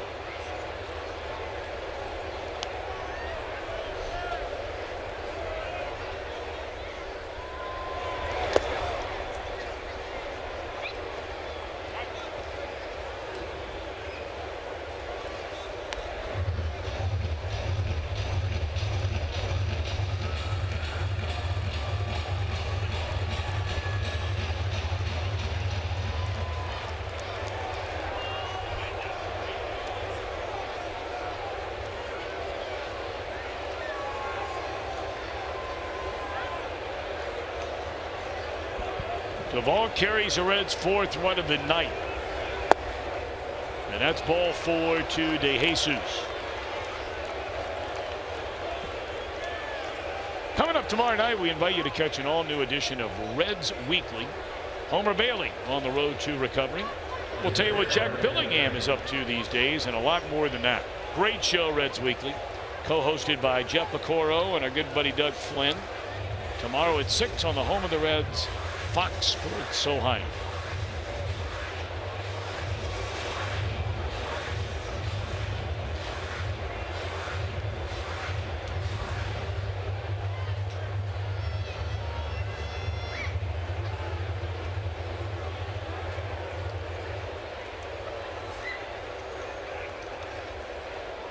Dan Warthen, the New York Mets pitching coach, out for a quick word with Verrett.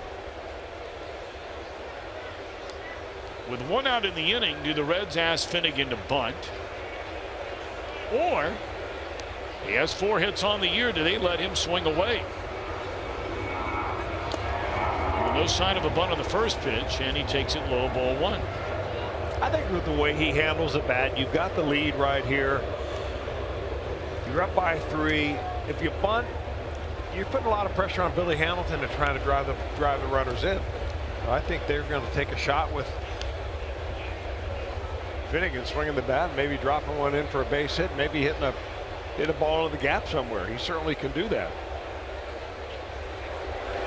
He hit the ball right on the screws his last time up. He lined out to the second baseman, Neil Walker, after he looked at strike 3 against Cologne in the 2nd inning.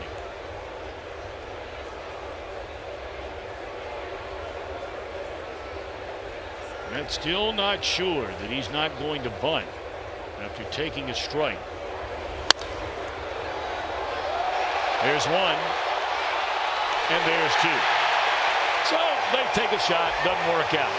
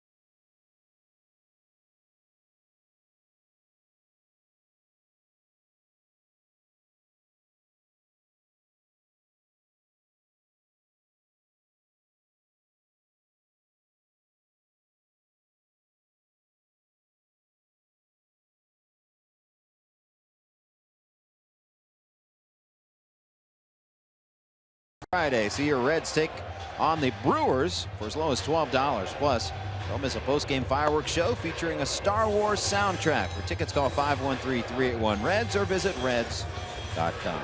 Check out some news and notes around Major League Baseball with some Reds connections. Jordan Zimmerman, 24 1/3 scoreless inning streak that ended last night. That was the longest streak to begin a tenure with a team since Freddie Norman did it for the Reds back in 1973. And the Cardinals lost 12-7 last night at Arizona. It was their first loss, scoring at least 7 runs in the last 55 games. That's the most since the Reds won 57 straight in that regard from 1973 to 76. The Reds had some pretty good teams there, 73 through 76. I know we're going out on a limb with that statement. That was a dig at me, I think. Yeah, because that was the last time. What was that comment you made about that? Just something about 75 Reds being pretty good. All right, Brandon Finnegan now to face the top of the order, and Granderson fouls that ball off his foot. He's dancing around in pain.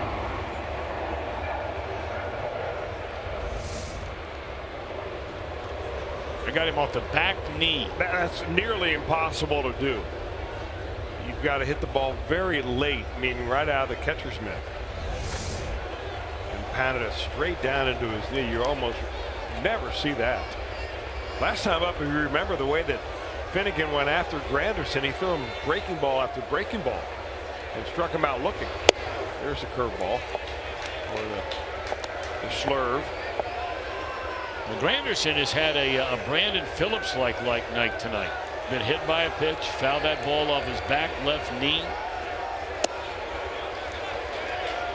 And he got drilled by the pitch in the first inning, got in the ribs, I think, rib area. So he's, unlike Phillips, he had everything down around the legs last night. Oh, I know he had the hand and the, well,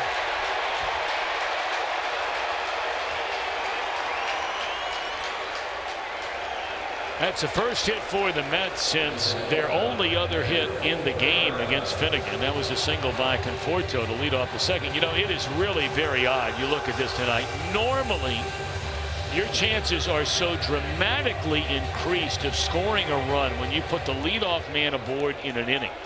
Here we are in the 6th. And in 5 of the 6 innings tonight, the Mets have put the first batter aboard against Finnegan. But you know what? They've not had a runner reach second base in the game. Granderson was picked off basically. A win is a caught stealing because he tried to advance to second. Conforto singled, then fly ball, first out. Cabrera walked in the 4th, strikeout, fly out. Walked to Flores in the 5th. Fly out. And now a single to Granderson to start this 6th inning. Reds lead 3-0.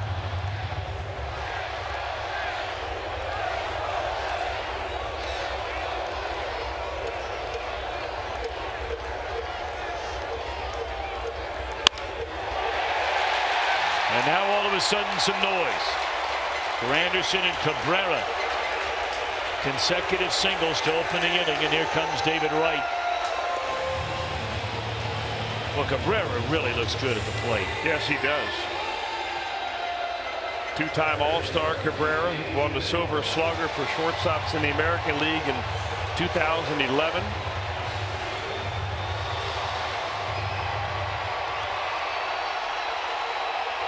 They're hustling around now in the Reds bullpen. Now Finnegan has had his way with the Mets captain David Wright tonight. Struck him out swinging in the 1st inning, struck him out looking on a fastball in the 4th. And Mark Riggins, the pitching coach, on the horn. Ball 1.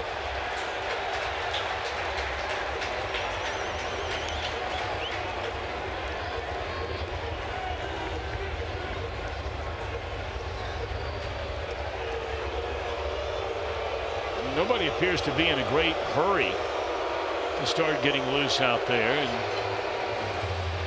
after Tucker Barnhart walked to the mound, Mark Riggins will trot out. Now and as soon as Riggins comes out, they start the clock. He's got about half of his 30 seconds left. Yeah, you were talking about the advantage a team has when they get the leadoff runner on base to start the inning off. Well, when you get the first 2 men on base with nobody out, the run expectancy out of that is 1.4 runs. So this is what over the course of the history of baseball. But if you get first and second, nobody out, that's what the team would average score. Doesn't mean the Mets are going to get any. Well, we'll see what happens from there. See if they, based on the baseline anyway.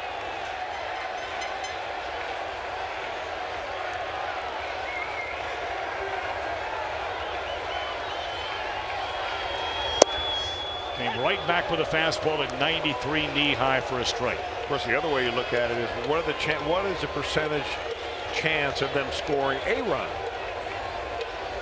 And with 2 on and nobody out, first and second, that would be 61% chance of scoring a run.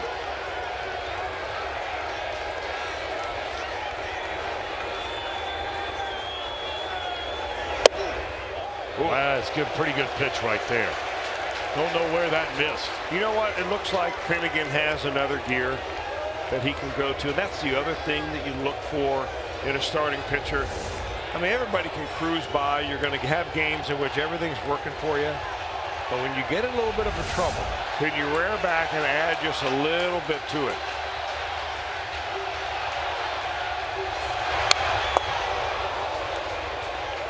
That one hit off the end of the bat. So he's come right back 93, 93, 92. And he's even the count on David Wright at 2-2. Yeah, so instead of trying to nibble around and trick David Wright and use a bunch of change-ups, I mean, he's coming right after him. Part of the credit of that goes, of course, to Tucker Barnhart, who's calling a nice game.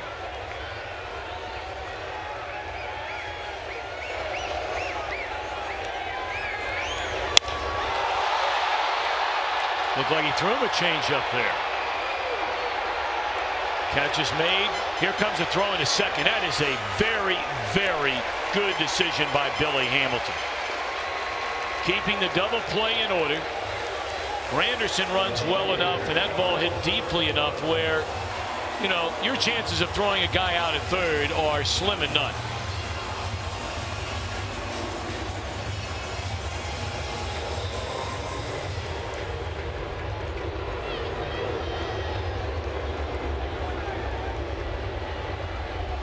Now Michael Conforto. He's hit the ball pretty well both times up. Single to right center in the second, and a well struck fly ball to left. Ball 1. Finnegan with a 3-0 lead. 2 on, 1 out. We're in the last of the 6th inning.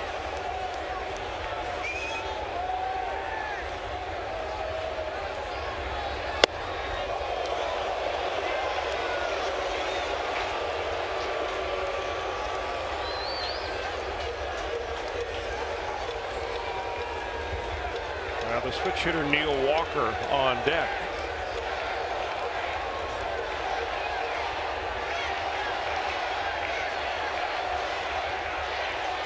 Two and out on Conforto. 94 on that fastball. There's that higher gear again. I like the location more than I like the velocity.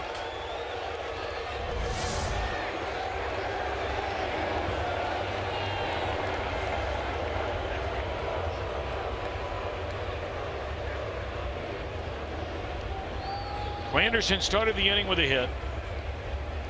Cabrera followed with a hit. Now they're on the corners after the fly ball. And this will not bring the run in. What a pitch there to get the second out. So 1 more out to go in the New York 6th for Brandon Finnegan. Let's take a look at this at bat against Michael Conforto, pitch by pitch. First couple of pitches were fastballs inside. Nearly hit him on the second one. Got a perfect low outside to make it 2-1, and it came right back inside, taking the power away from Michael Conforto to get a little pop up in the infield.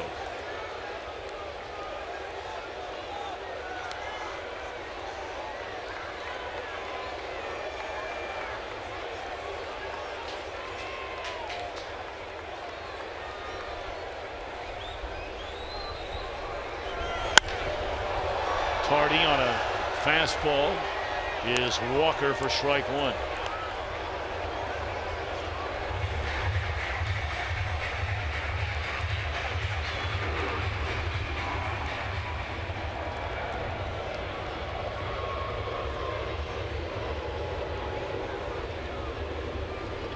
'94th pitch of the game coming up for Finnegan. Runners on the corners, 2 out. And this ought to end the inning. Finnegan already walking to the dugout, not even watching Hamilton make the play. What a job by Finnegan after allowing base hits to the first 2 in the inning. We go to the 7th. Reds lead 3-0.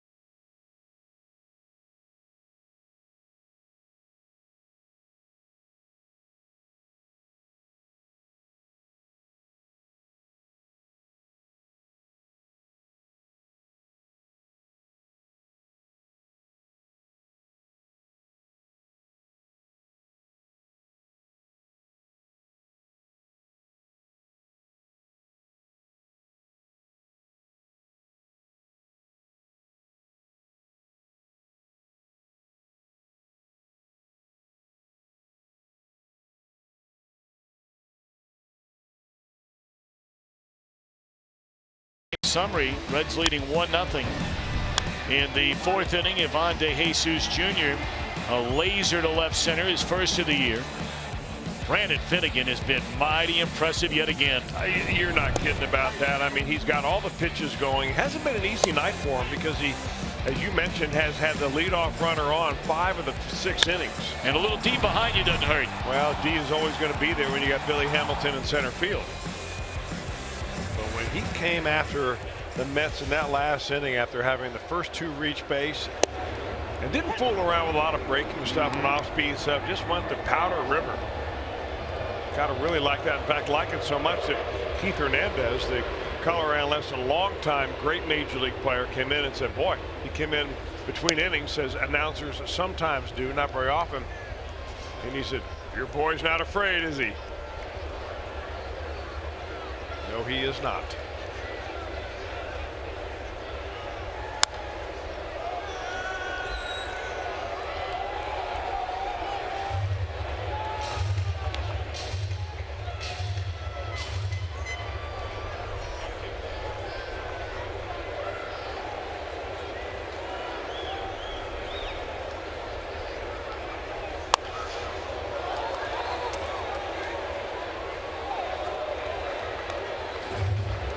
So Hamilton leading off against Barrett here in the top of the 7th inning.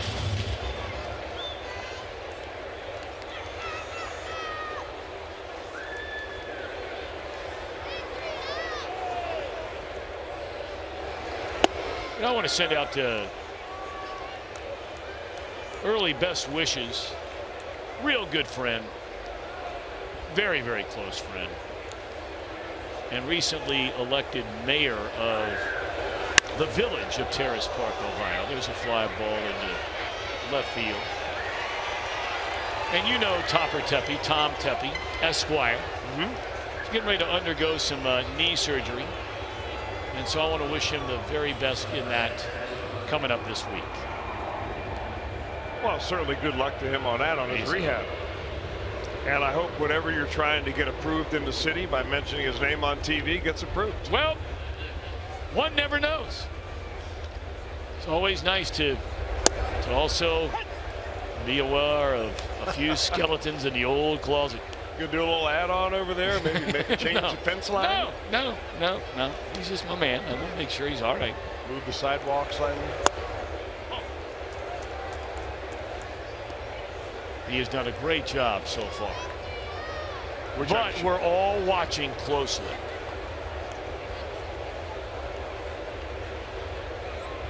He's a good man. Yes, he is. He's a longtime Cincinnati guy. His family had roots over in Norwood for a long, long time. That's a very well-known name in Cincinnati, Tepe, and has been for multiple generations. That ball is lined hard into left field, and guess who's at it again? Another two-hit night tonight for Zach Cozart. That is his 7th double of this season. You know, we talked in the pregame show, Jim Day and I, about, you know, Zach Cozart leading off and what his philosophy is, which is essentially going up there and being very aggressive. His line drive rate this year is right around 30%, which is off the charts. And especially compared to what he used to be. I mean, that's about 10 points higher than his career average. Even last year, when he got off to such a great start before he injured his knee, his line drive rate was only around 19%. So he's line drives everywhere, and that's why these balls are falling in for base hits.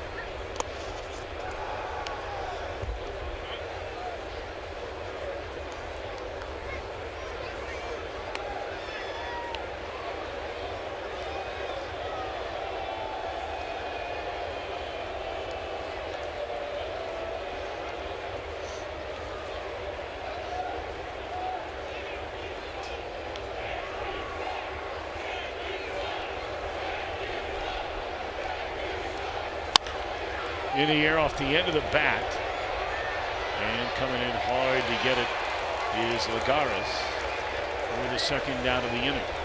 Got two pretty good center fielders in this ball game. But you know, the Mets center fielder tonight is going to see virtually zero playing time. Yeah, you're right. Once they get Cespedes back in their lineup, but they're not sure when that is. You know, it's starting to become a situation where, you know, how long do you wait, as Votto will now be intentionally walked? Again, there was a lot of debate as to whether or not it was a hip injury on a ball that he was chasing and ran into a wall. And then on another play, he was reaching down and grabbing his knee.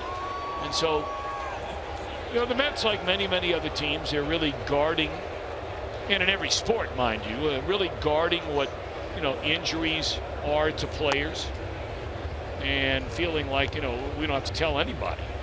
And so they're really not.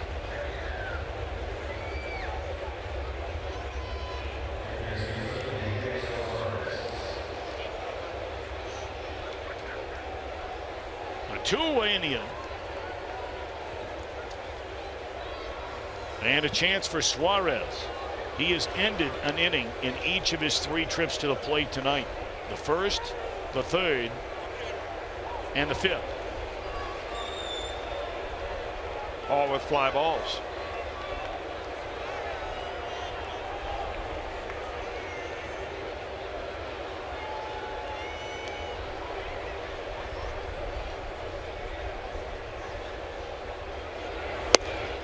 Good fastball on the outside corner of strike.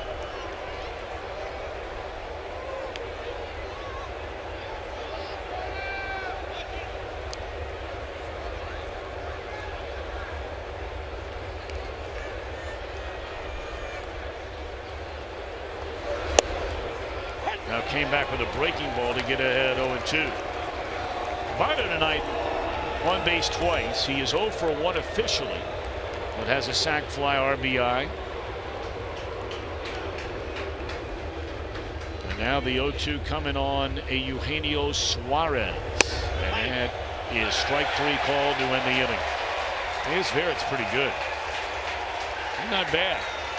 Spot starter every now and again for you and working out of the pen. Is Finnegan coming out? It looks like he is for the bottom of the inning.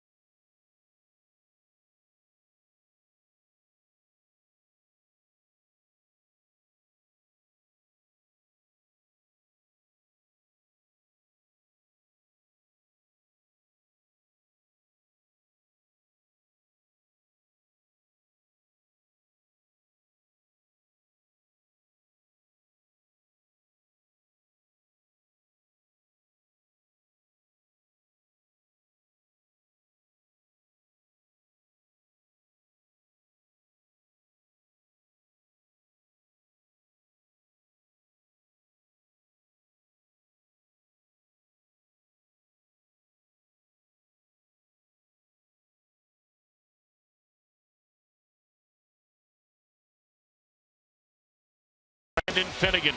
He certainly has. He's only given up 3 hits in the 6 innings he's been out there. He's walked a couple of batters. He hit 1. He's had some runners on base, but when he's needed it, he's found that extra gear to get out of the innings and further frustrate the Mets, who are looking at a 3-0 deficit. Back out on the mound after 94 pitches and 6 shutout innings.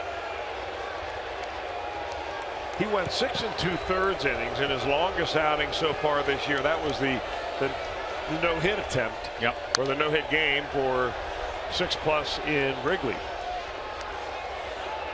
In that ball game, he walked 5. He's walked 2 tonight. Chris mentioned 3 hits allowed. He has struck out 4. All 4 came in the first 4 innings. He has not struck out a batter over the last 2 frames.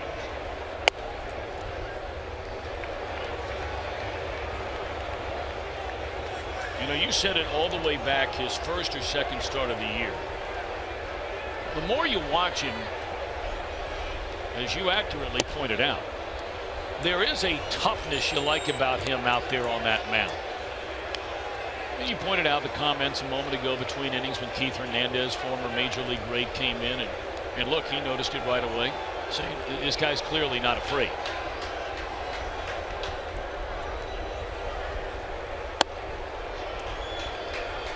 And the toughness isn't like he's walking around with a false bravado. No. I mean, you can just kind of see it. It's just his demeanor. Shakes off on a 2-2 pitch. Barnhart twice, and comes back with 93 gas to strike out Flores. 5th of the game by Finnegan. Well, they looked like they wanted to pitch Flores upstairs the entire at bat. See where all those pitches are. Even when he misses, they were missing up.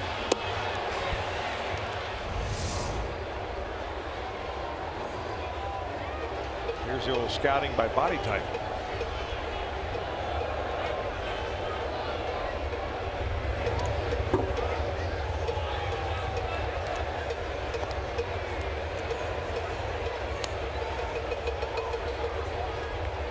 Lagares 0 for 2 is bounced into a fielder's choice, ending the second inning to the shortstop Cozart. He flied to right field in the 5th. You have 6, 7, 8 in the batting order here in the last of the 7th inning. Reds scored all 3 of their runs against starter Bartolo Colon. He went 5, allowed 8 hits. Sac fly RBI by Votto, plating Hamilton, and a 2-run home run by Ivan De Jesus Jr. 2-1.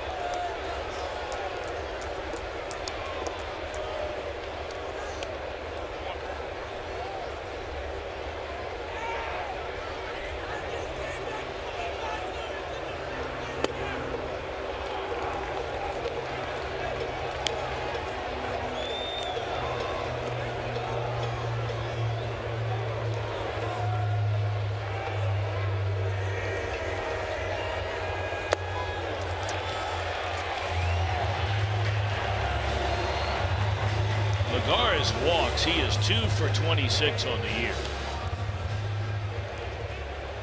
The longest that Brandon Finnegan has pitched in a major league game was the game that we talked about earlier, the one in Chicago, where he went 6 2/3. He'd love to put 7 total in the book. Reds have a couple of pitchers up in the bullpen right now. That's Mark Riggins.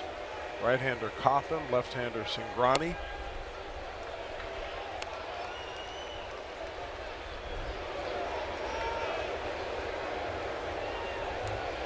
Let's see if Brandon can get back to throwing strikes. That's a,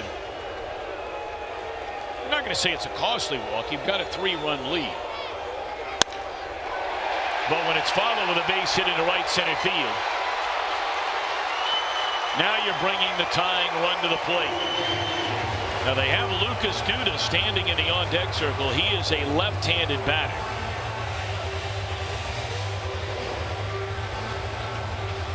Well, I'm sure that's already been discussed down there with Jim Riggleman and Brian Price. But Brian now at the top step of the dugout. Is he coming out here as they wait? Or I guess they're waiting for Duda to be announced into the ball game. And when that happens, he'll probably come out and bring in Cingrani. Now someone might ask, well, if you're going to bring in Cingrani, why not just leave in Finnegan for one more batter? Well, unless they think that Finnegan maybe is getting fatigued. Although I don't think that Brandon is the kind of guy that wants to give up the ball very easily. No. You may have to pry it out of his fingers. I'm amazed they're letting the Mets take this long to decide. Or have they already announced Duda? He walked back into the dugout. Well, when the manager goes to the home plate dugout, unless he's got a question, this is a double switch move here. I think he also wanted to find out if Duda has been announced as a pinch hitter. Then it would not be a double switch. He just wanted to verify. Well, it could be one or the other, but I would imagine when you saw Duda walk back into that dugout, and he looked like he flipped his back to somebody back in there. Okay, now he's still got the helmet on. I think they're going to leave him in. You mean leaving Finnegan? Well, leaving Finnegan, yeah. I mean, he's not yet to the point with runners on base where he can lose the ball game, which is sometimes a consideration. I think Brian Price just wanted to come out and give him a little pep talk. Well, I love this move by Brian Price. Yeah. And you know what? The whole thing might blow up, but you know, Brian Price knows as much about pitching as anybody on the planet. And he knows that, you know, the Reds are stockpiling all these young pitchers, and there are times in a game where you got to let them learn and pitch through it. And now it's Cespedes who is announced as a pinch hitter. Oh, what a battle this should be.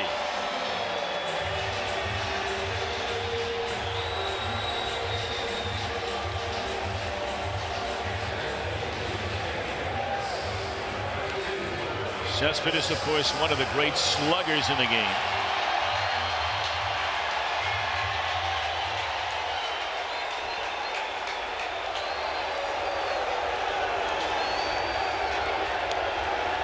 Game over.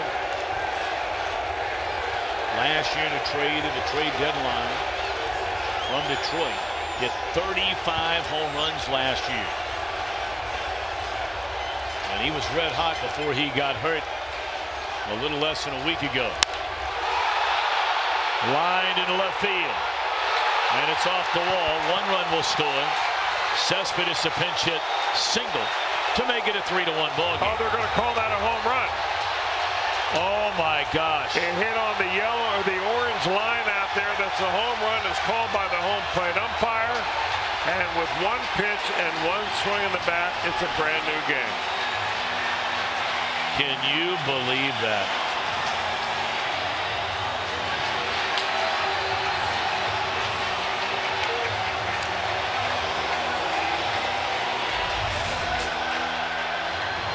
Wanted to get it inside, left it out on the outer third, and Cespedes. No, it hit the wall. Yeah, it hit behind the wall. That was. We couldn't tell from where we are up here. Wow. Because off the orange, I believe if it comes back into play, would still be a live ball, but that clearly hit that black wall. So Finnegan. We're all going to remember the home run, but I bet you if you asked him if there's one batter you could have back in the inning, it would be the 1-out walk to the number 7 hitter Lagares after retiring the first hitter. But he pitched a mighty good ball game here tonight. Mighty good. It's too bad, because that kid showed a lot of heart out there tonight.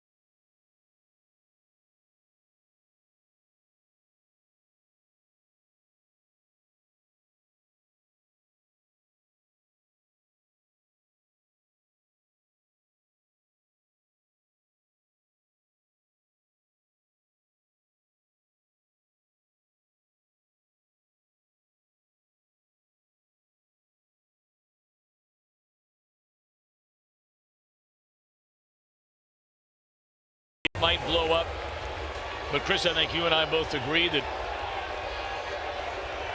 we like the idea of Brian Price leaving Finnegan in to face whomever was coming to the plate. Terry Collins sends up his big slugger, right, and played nearly a week, and pinch hit 3-run home run to tie the game. You know, Tom, you made a great point earlier about how teams keep their medical information so secret. So the Reds really weren't sure whether Cespedes could hit or not, whether he could play or not. And, you know, you take a chance like that, you could have brought a right-hander in, and you would have faced Lucas Duda. Who knows what would have happened at that point. But I think it was Brandon Finnegan's game. I like the move. I still like the move. And I think Finnegan, again, you were correct, and would like to take that walk back. Here's a drive into deep left center field. Hamilton racing back. And this will be 3 bases for Curtis Granderson.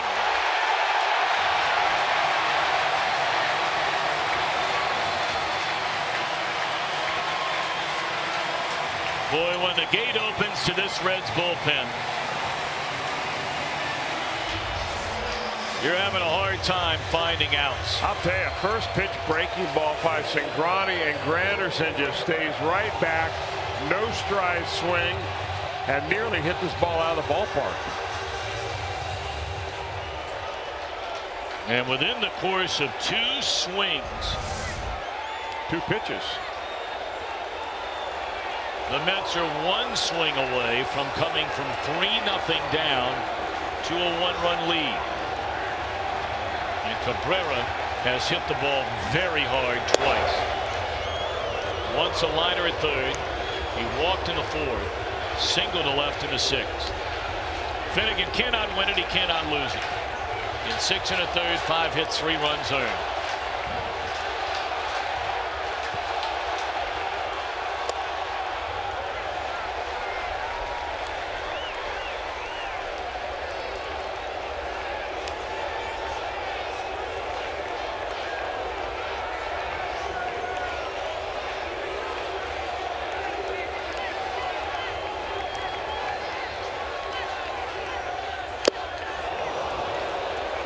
Fastball up in the strike zone at 94.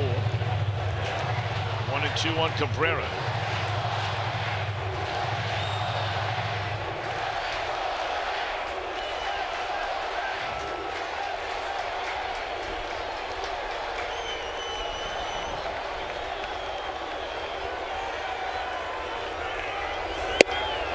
And Cincinnati gets a strikeout of Cabrera.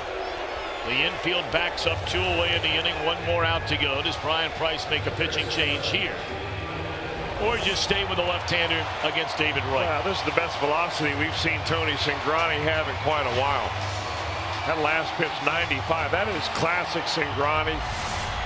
4-seam fastball up in the zone, swings and misses.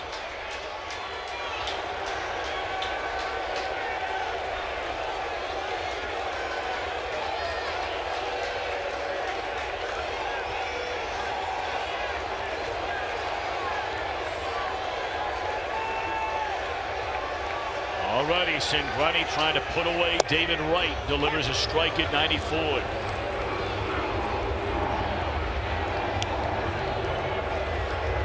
The resiliency of this Reds team tested again here tonight. They scored twice in the 7th inning last night to tie the game.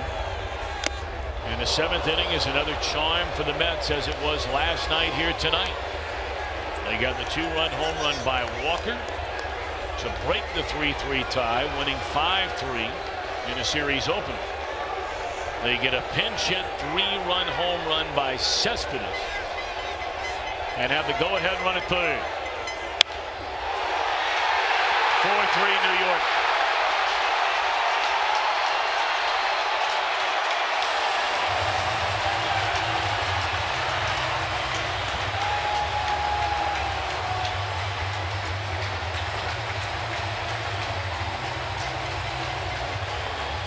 Now the adjustment in that at bat was made by David Wright on an 0-2 fastball right there, very similar to the pitch that he threw by him the pitch before.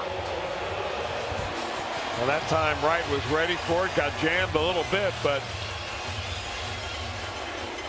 over the head of the third baseman, it drives in a run.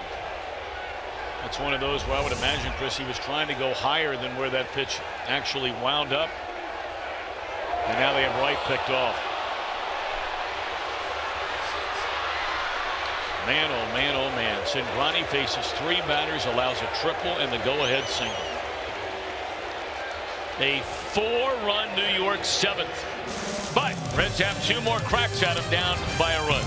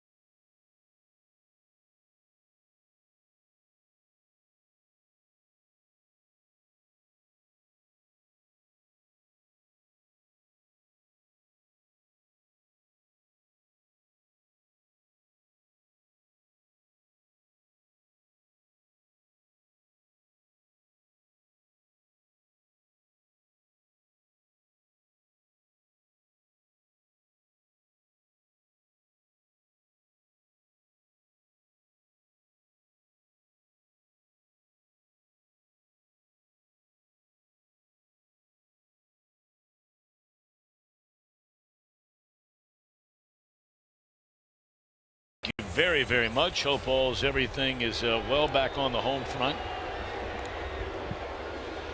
All right. This Reds offense is going to be asked again to come from behind late in a game. Well, the ball apparently had come on the playing field from somewhere out in left center. So they had to take care of that very quickly. And here we go.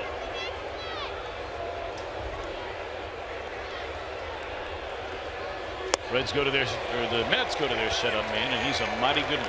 We talked about him last night, former closer with both the White Sox and the Arizona Diamondbacks, and that is Addison Reed. He had the hold in the game last night, working a perfect 8th inning. He faced Duvall in the game last night, or rather that was Pacheco who had taken over for Duvall. So he faced Mesoraco, Pacheco, and Schebler. He won't face any of them, or at least they're not scheduled to bat here in the Reds' 8th inning tonight. So Addison Reed following Verrett. Verrett is now the pitcher of record. He got 1 out and earned the win last night. He goes 2 innings of 1-hit shutout baseball out of the pen tonight. And Reed fans Duvall to start the 8th inning.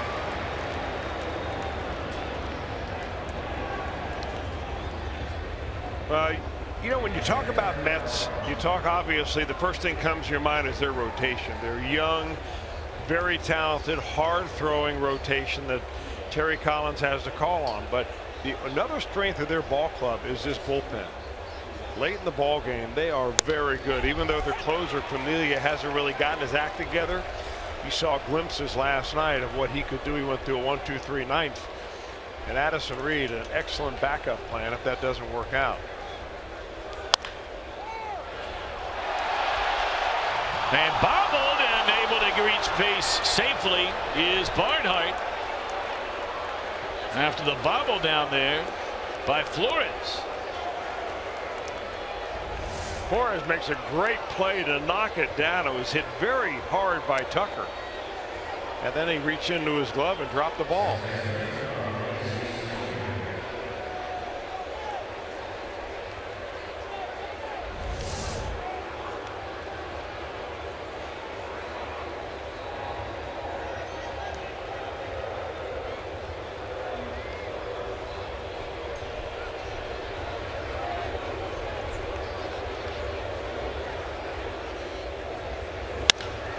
This ball in the air to right by De Jesus, 2 away.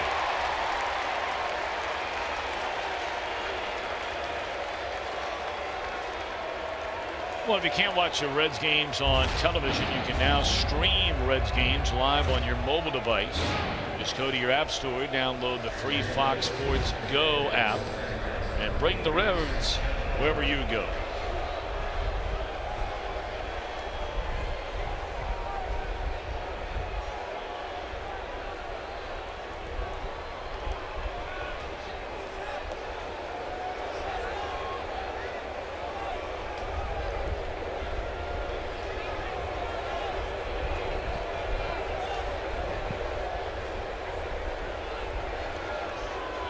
Here's Schebler. We mentioned he faced Reed last night.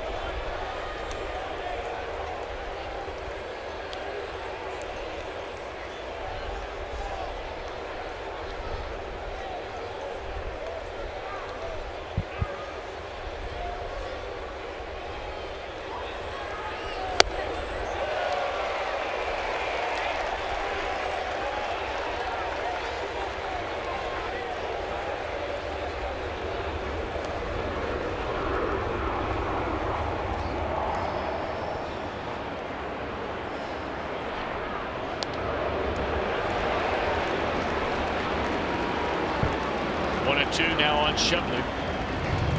Coppin throws in the bullpen.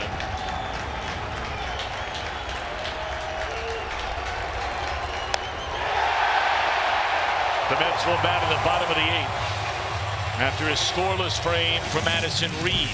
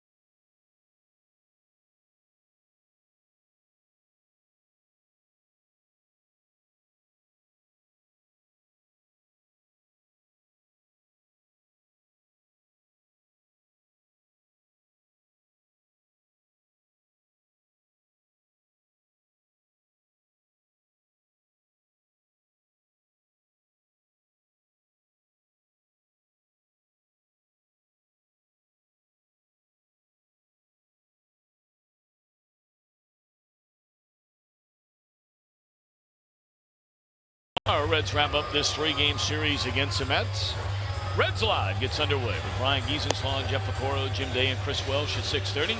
April in the OHIO presented by Meyer, and you can get ready with Reds Live before every game presented by Ray St. Clair Roofing. Please join us tomorrow night at 6:30. 6:30 again Friday night. 6:30 on Saturday night, 1 o'clock from Pittsburgh, Sunday afternoon. Here's a matchup mañana.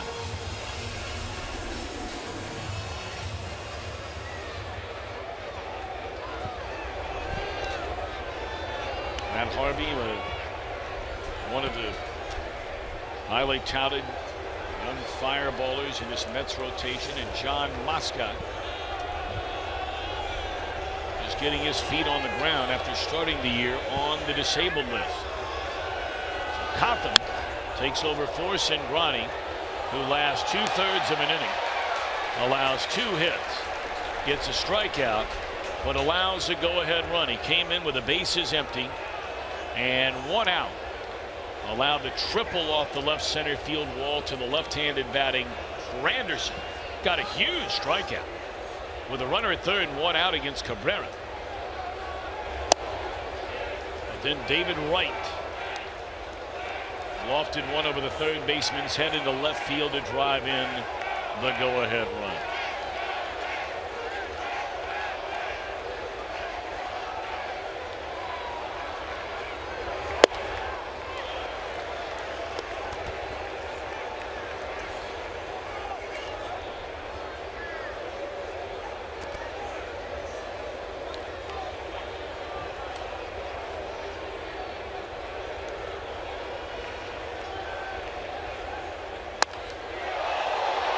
There's a rocket down the right field line. That is a fair ball by Conforto. Tell you what, man, this guy can hit. Man, can he hit. And he's not even played a full year in the major leagues yet.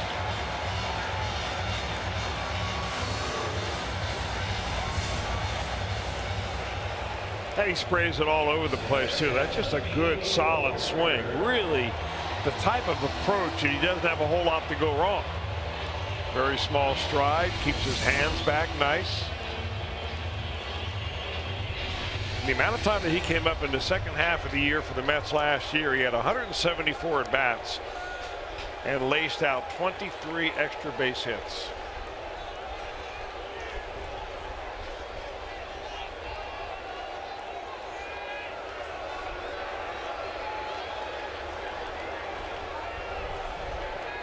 Now Walker bats from his stronger side, the left side, for the first time all night. He was 0 for 3. Ball is a right-handed batter against Brandon Finnegan. So Cotham, the third Reds pitcher. Oh, it's a tough one to swallow so far here tonight.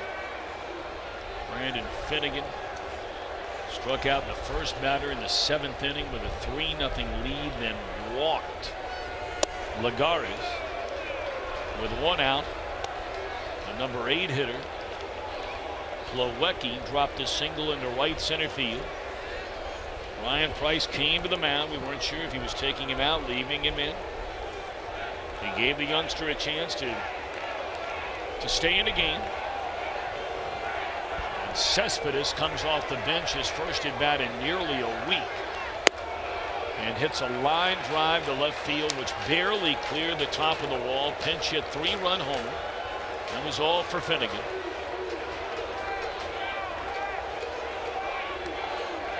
And then the Mets would score against Cingrani to take the current 1-run lead. We're in the bottom of the 8th inning. 2-1 to Neil Walker.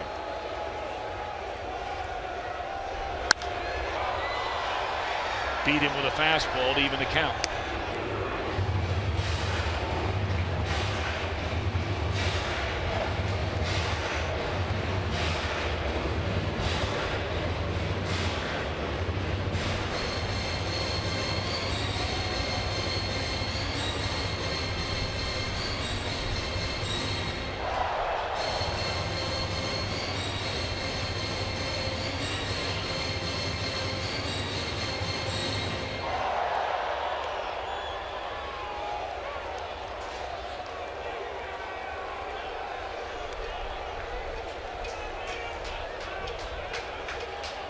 Walker has been money late. 5 of his home runs have come from the 7th inning or later, including the 7th inning home run to right center field to break a 3-3 tie last night.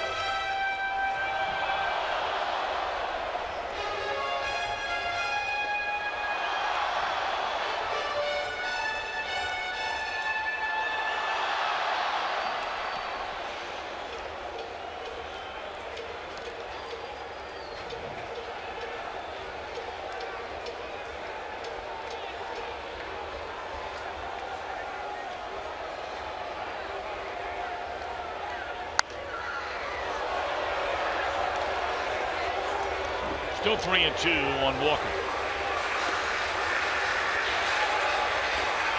Flores on deck.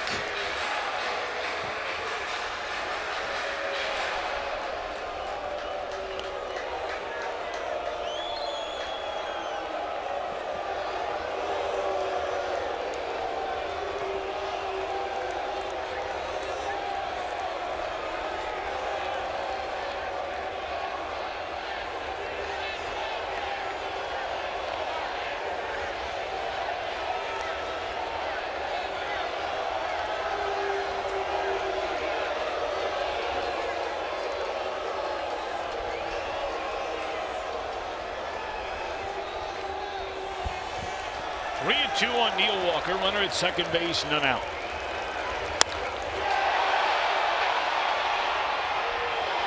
Foul ball.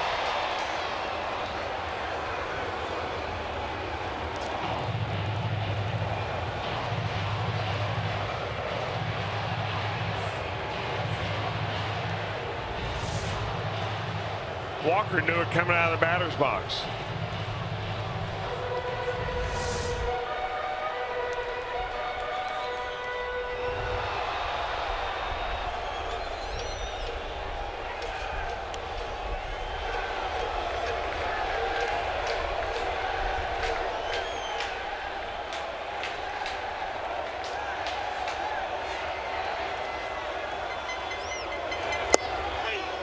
Nice. Strike 3 call.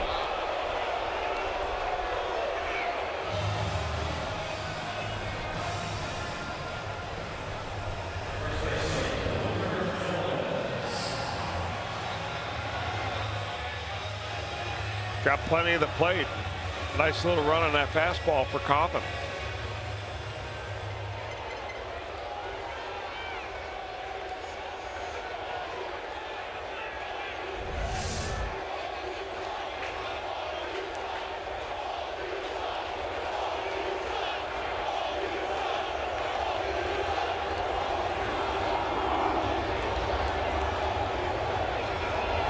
Runner at second, 1 away. And Flores takes up 1-1.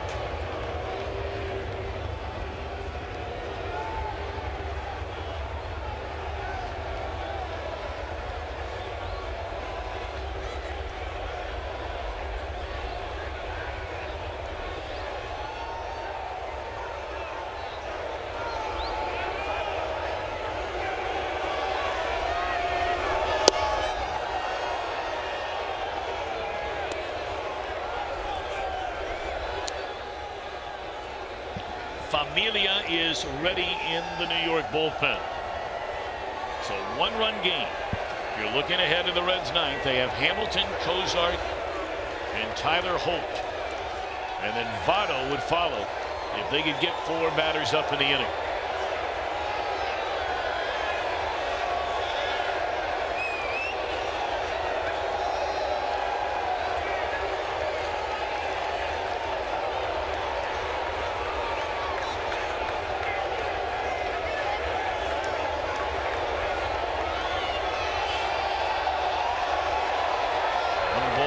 Strike, and it's off the inside corner.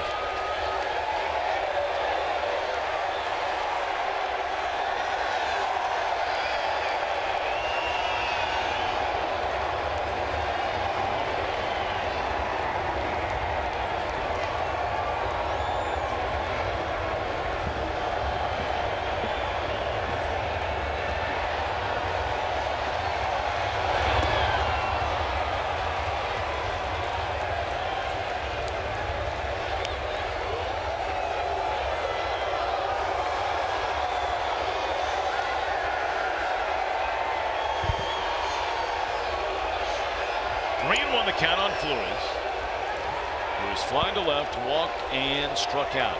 He was the final out recorded by Brandon Finnegan on a strikeout to open the fateful 7th inning. And Cotham comes right back with a good hard breaking ball down and away. 3-2.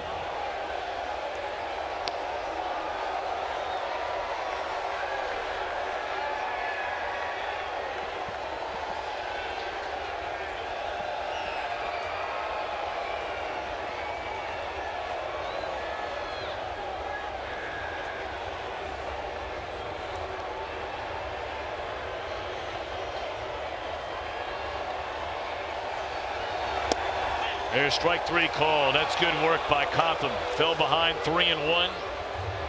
And back-to-back strikes for the second out. Coming up after the game and after every game here on Fox Sports Ohio, we have Reds Live, the post-game version. And every night it's brought to you by Performance Kings Honda.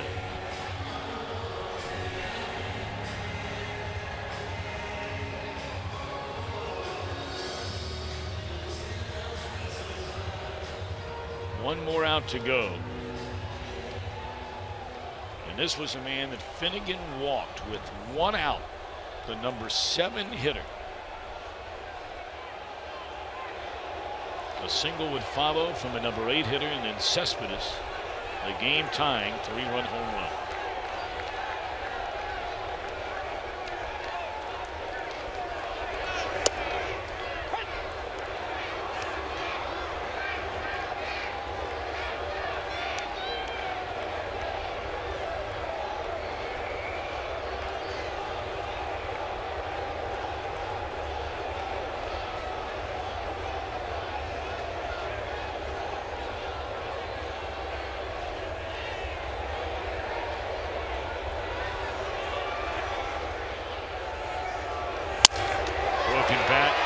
That's a nice way to finish off the inning after giving up a double started by Cotham. All right, here we go.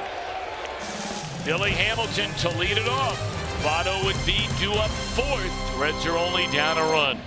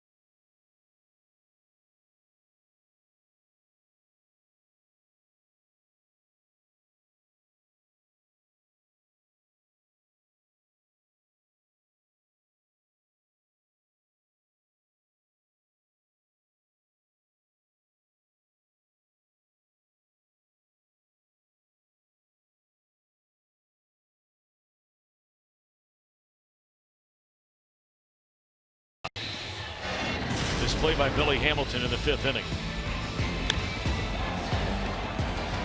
Called the hang time play.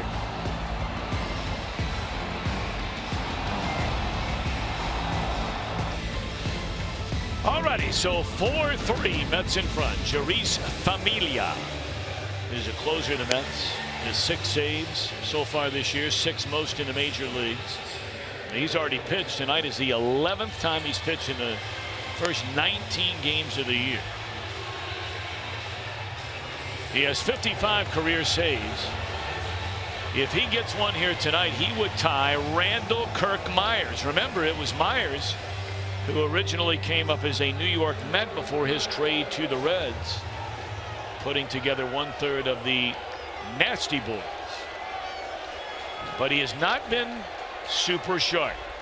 He's allowed 17 base runners in his 10 innings of work. 13 hits, 4 walks. He had a perfect 9th inning last night. And it's interesting to note, he is facing all 3 hitters he saw in the 9th inning last night. He faced Hamilton, Holt in front of him, Cozart to end it. Tonight it goes Hamilton, Cozart, Holt.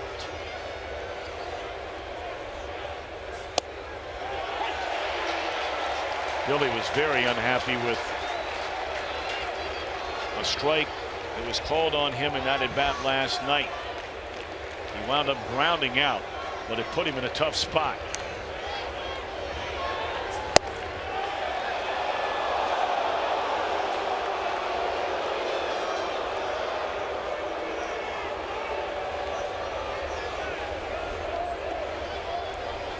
Balls and a strike on Hamilton, trying to get aboard and make something happen. He's the tying run at the plate.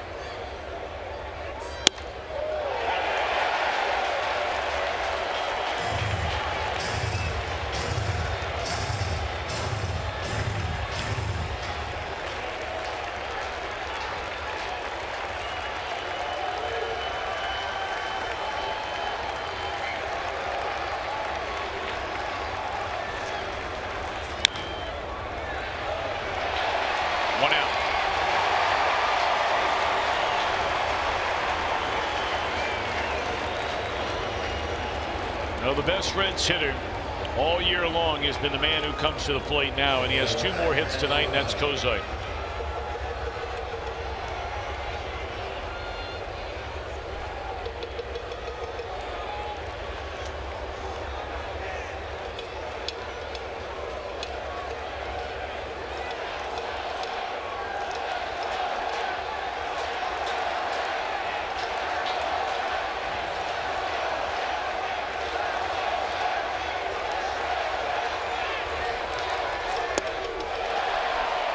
Pretty nasty pitch right there. You can take your pitch and say that Pick can say that about all of his stuff. Mid to high 90s. Darting breaking ball.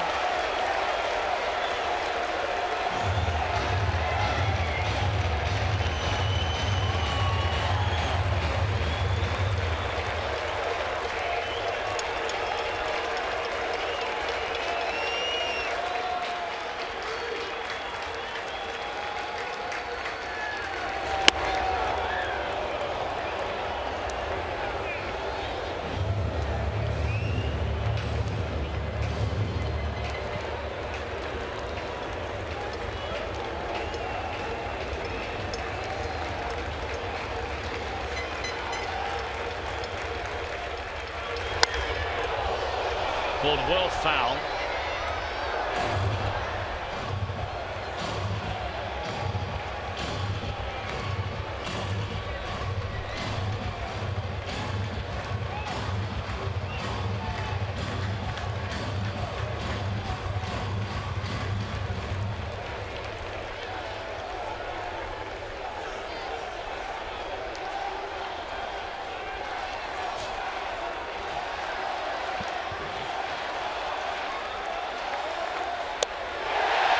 Two away in the inning.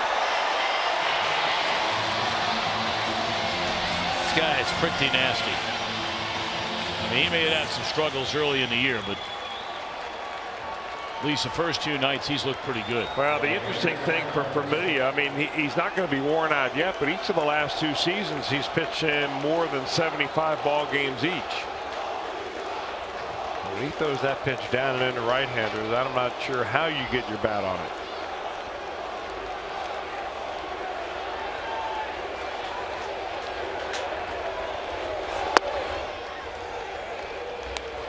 Holt trying to keep it alive. You've got Votto on deck.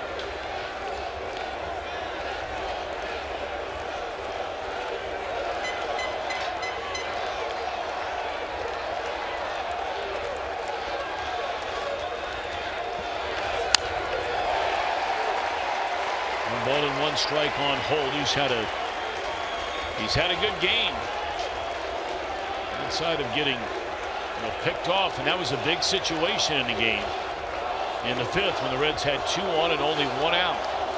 But he has 2 hits and 3 at-bats, put down a sacrifice as well.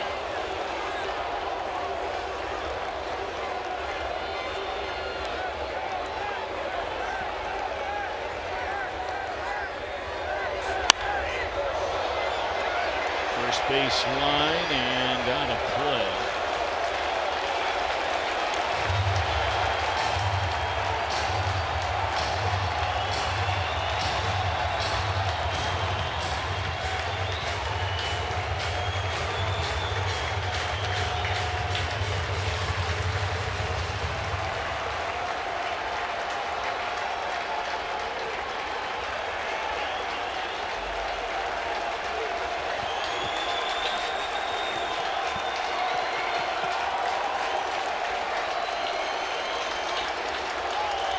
One-two on Tyler Holt.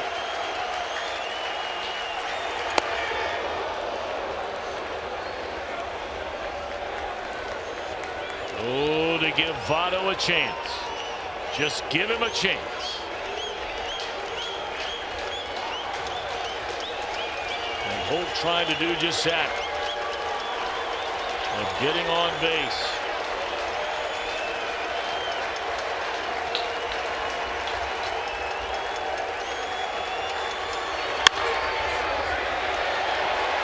And that's it.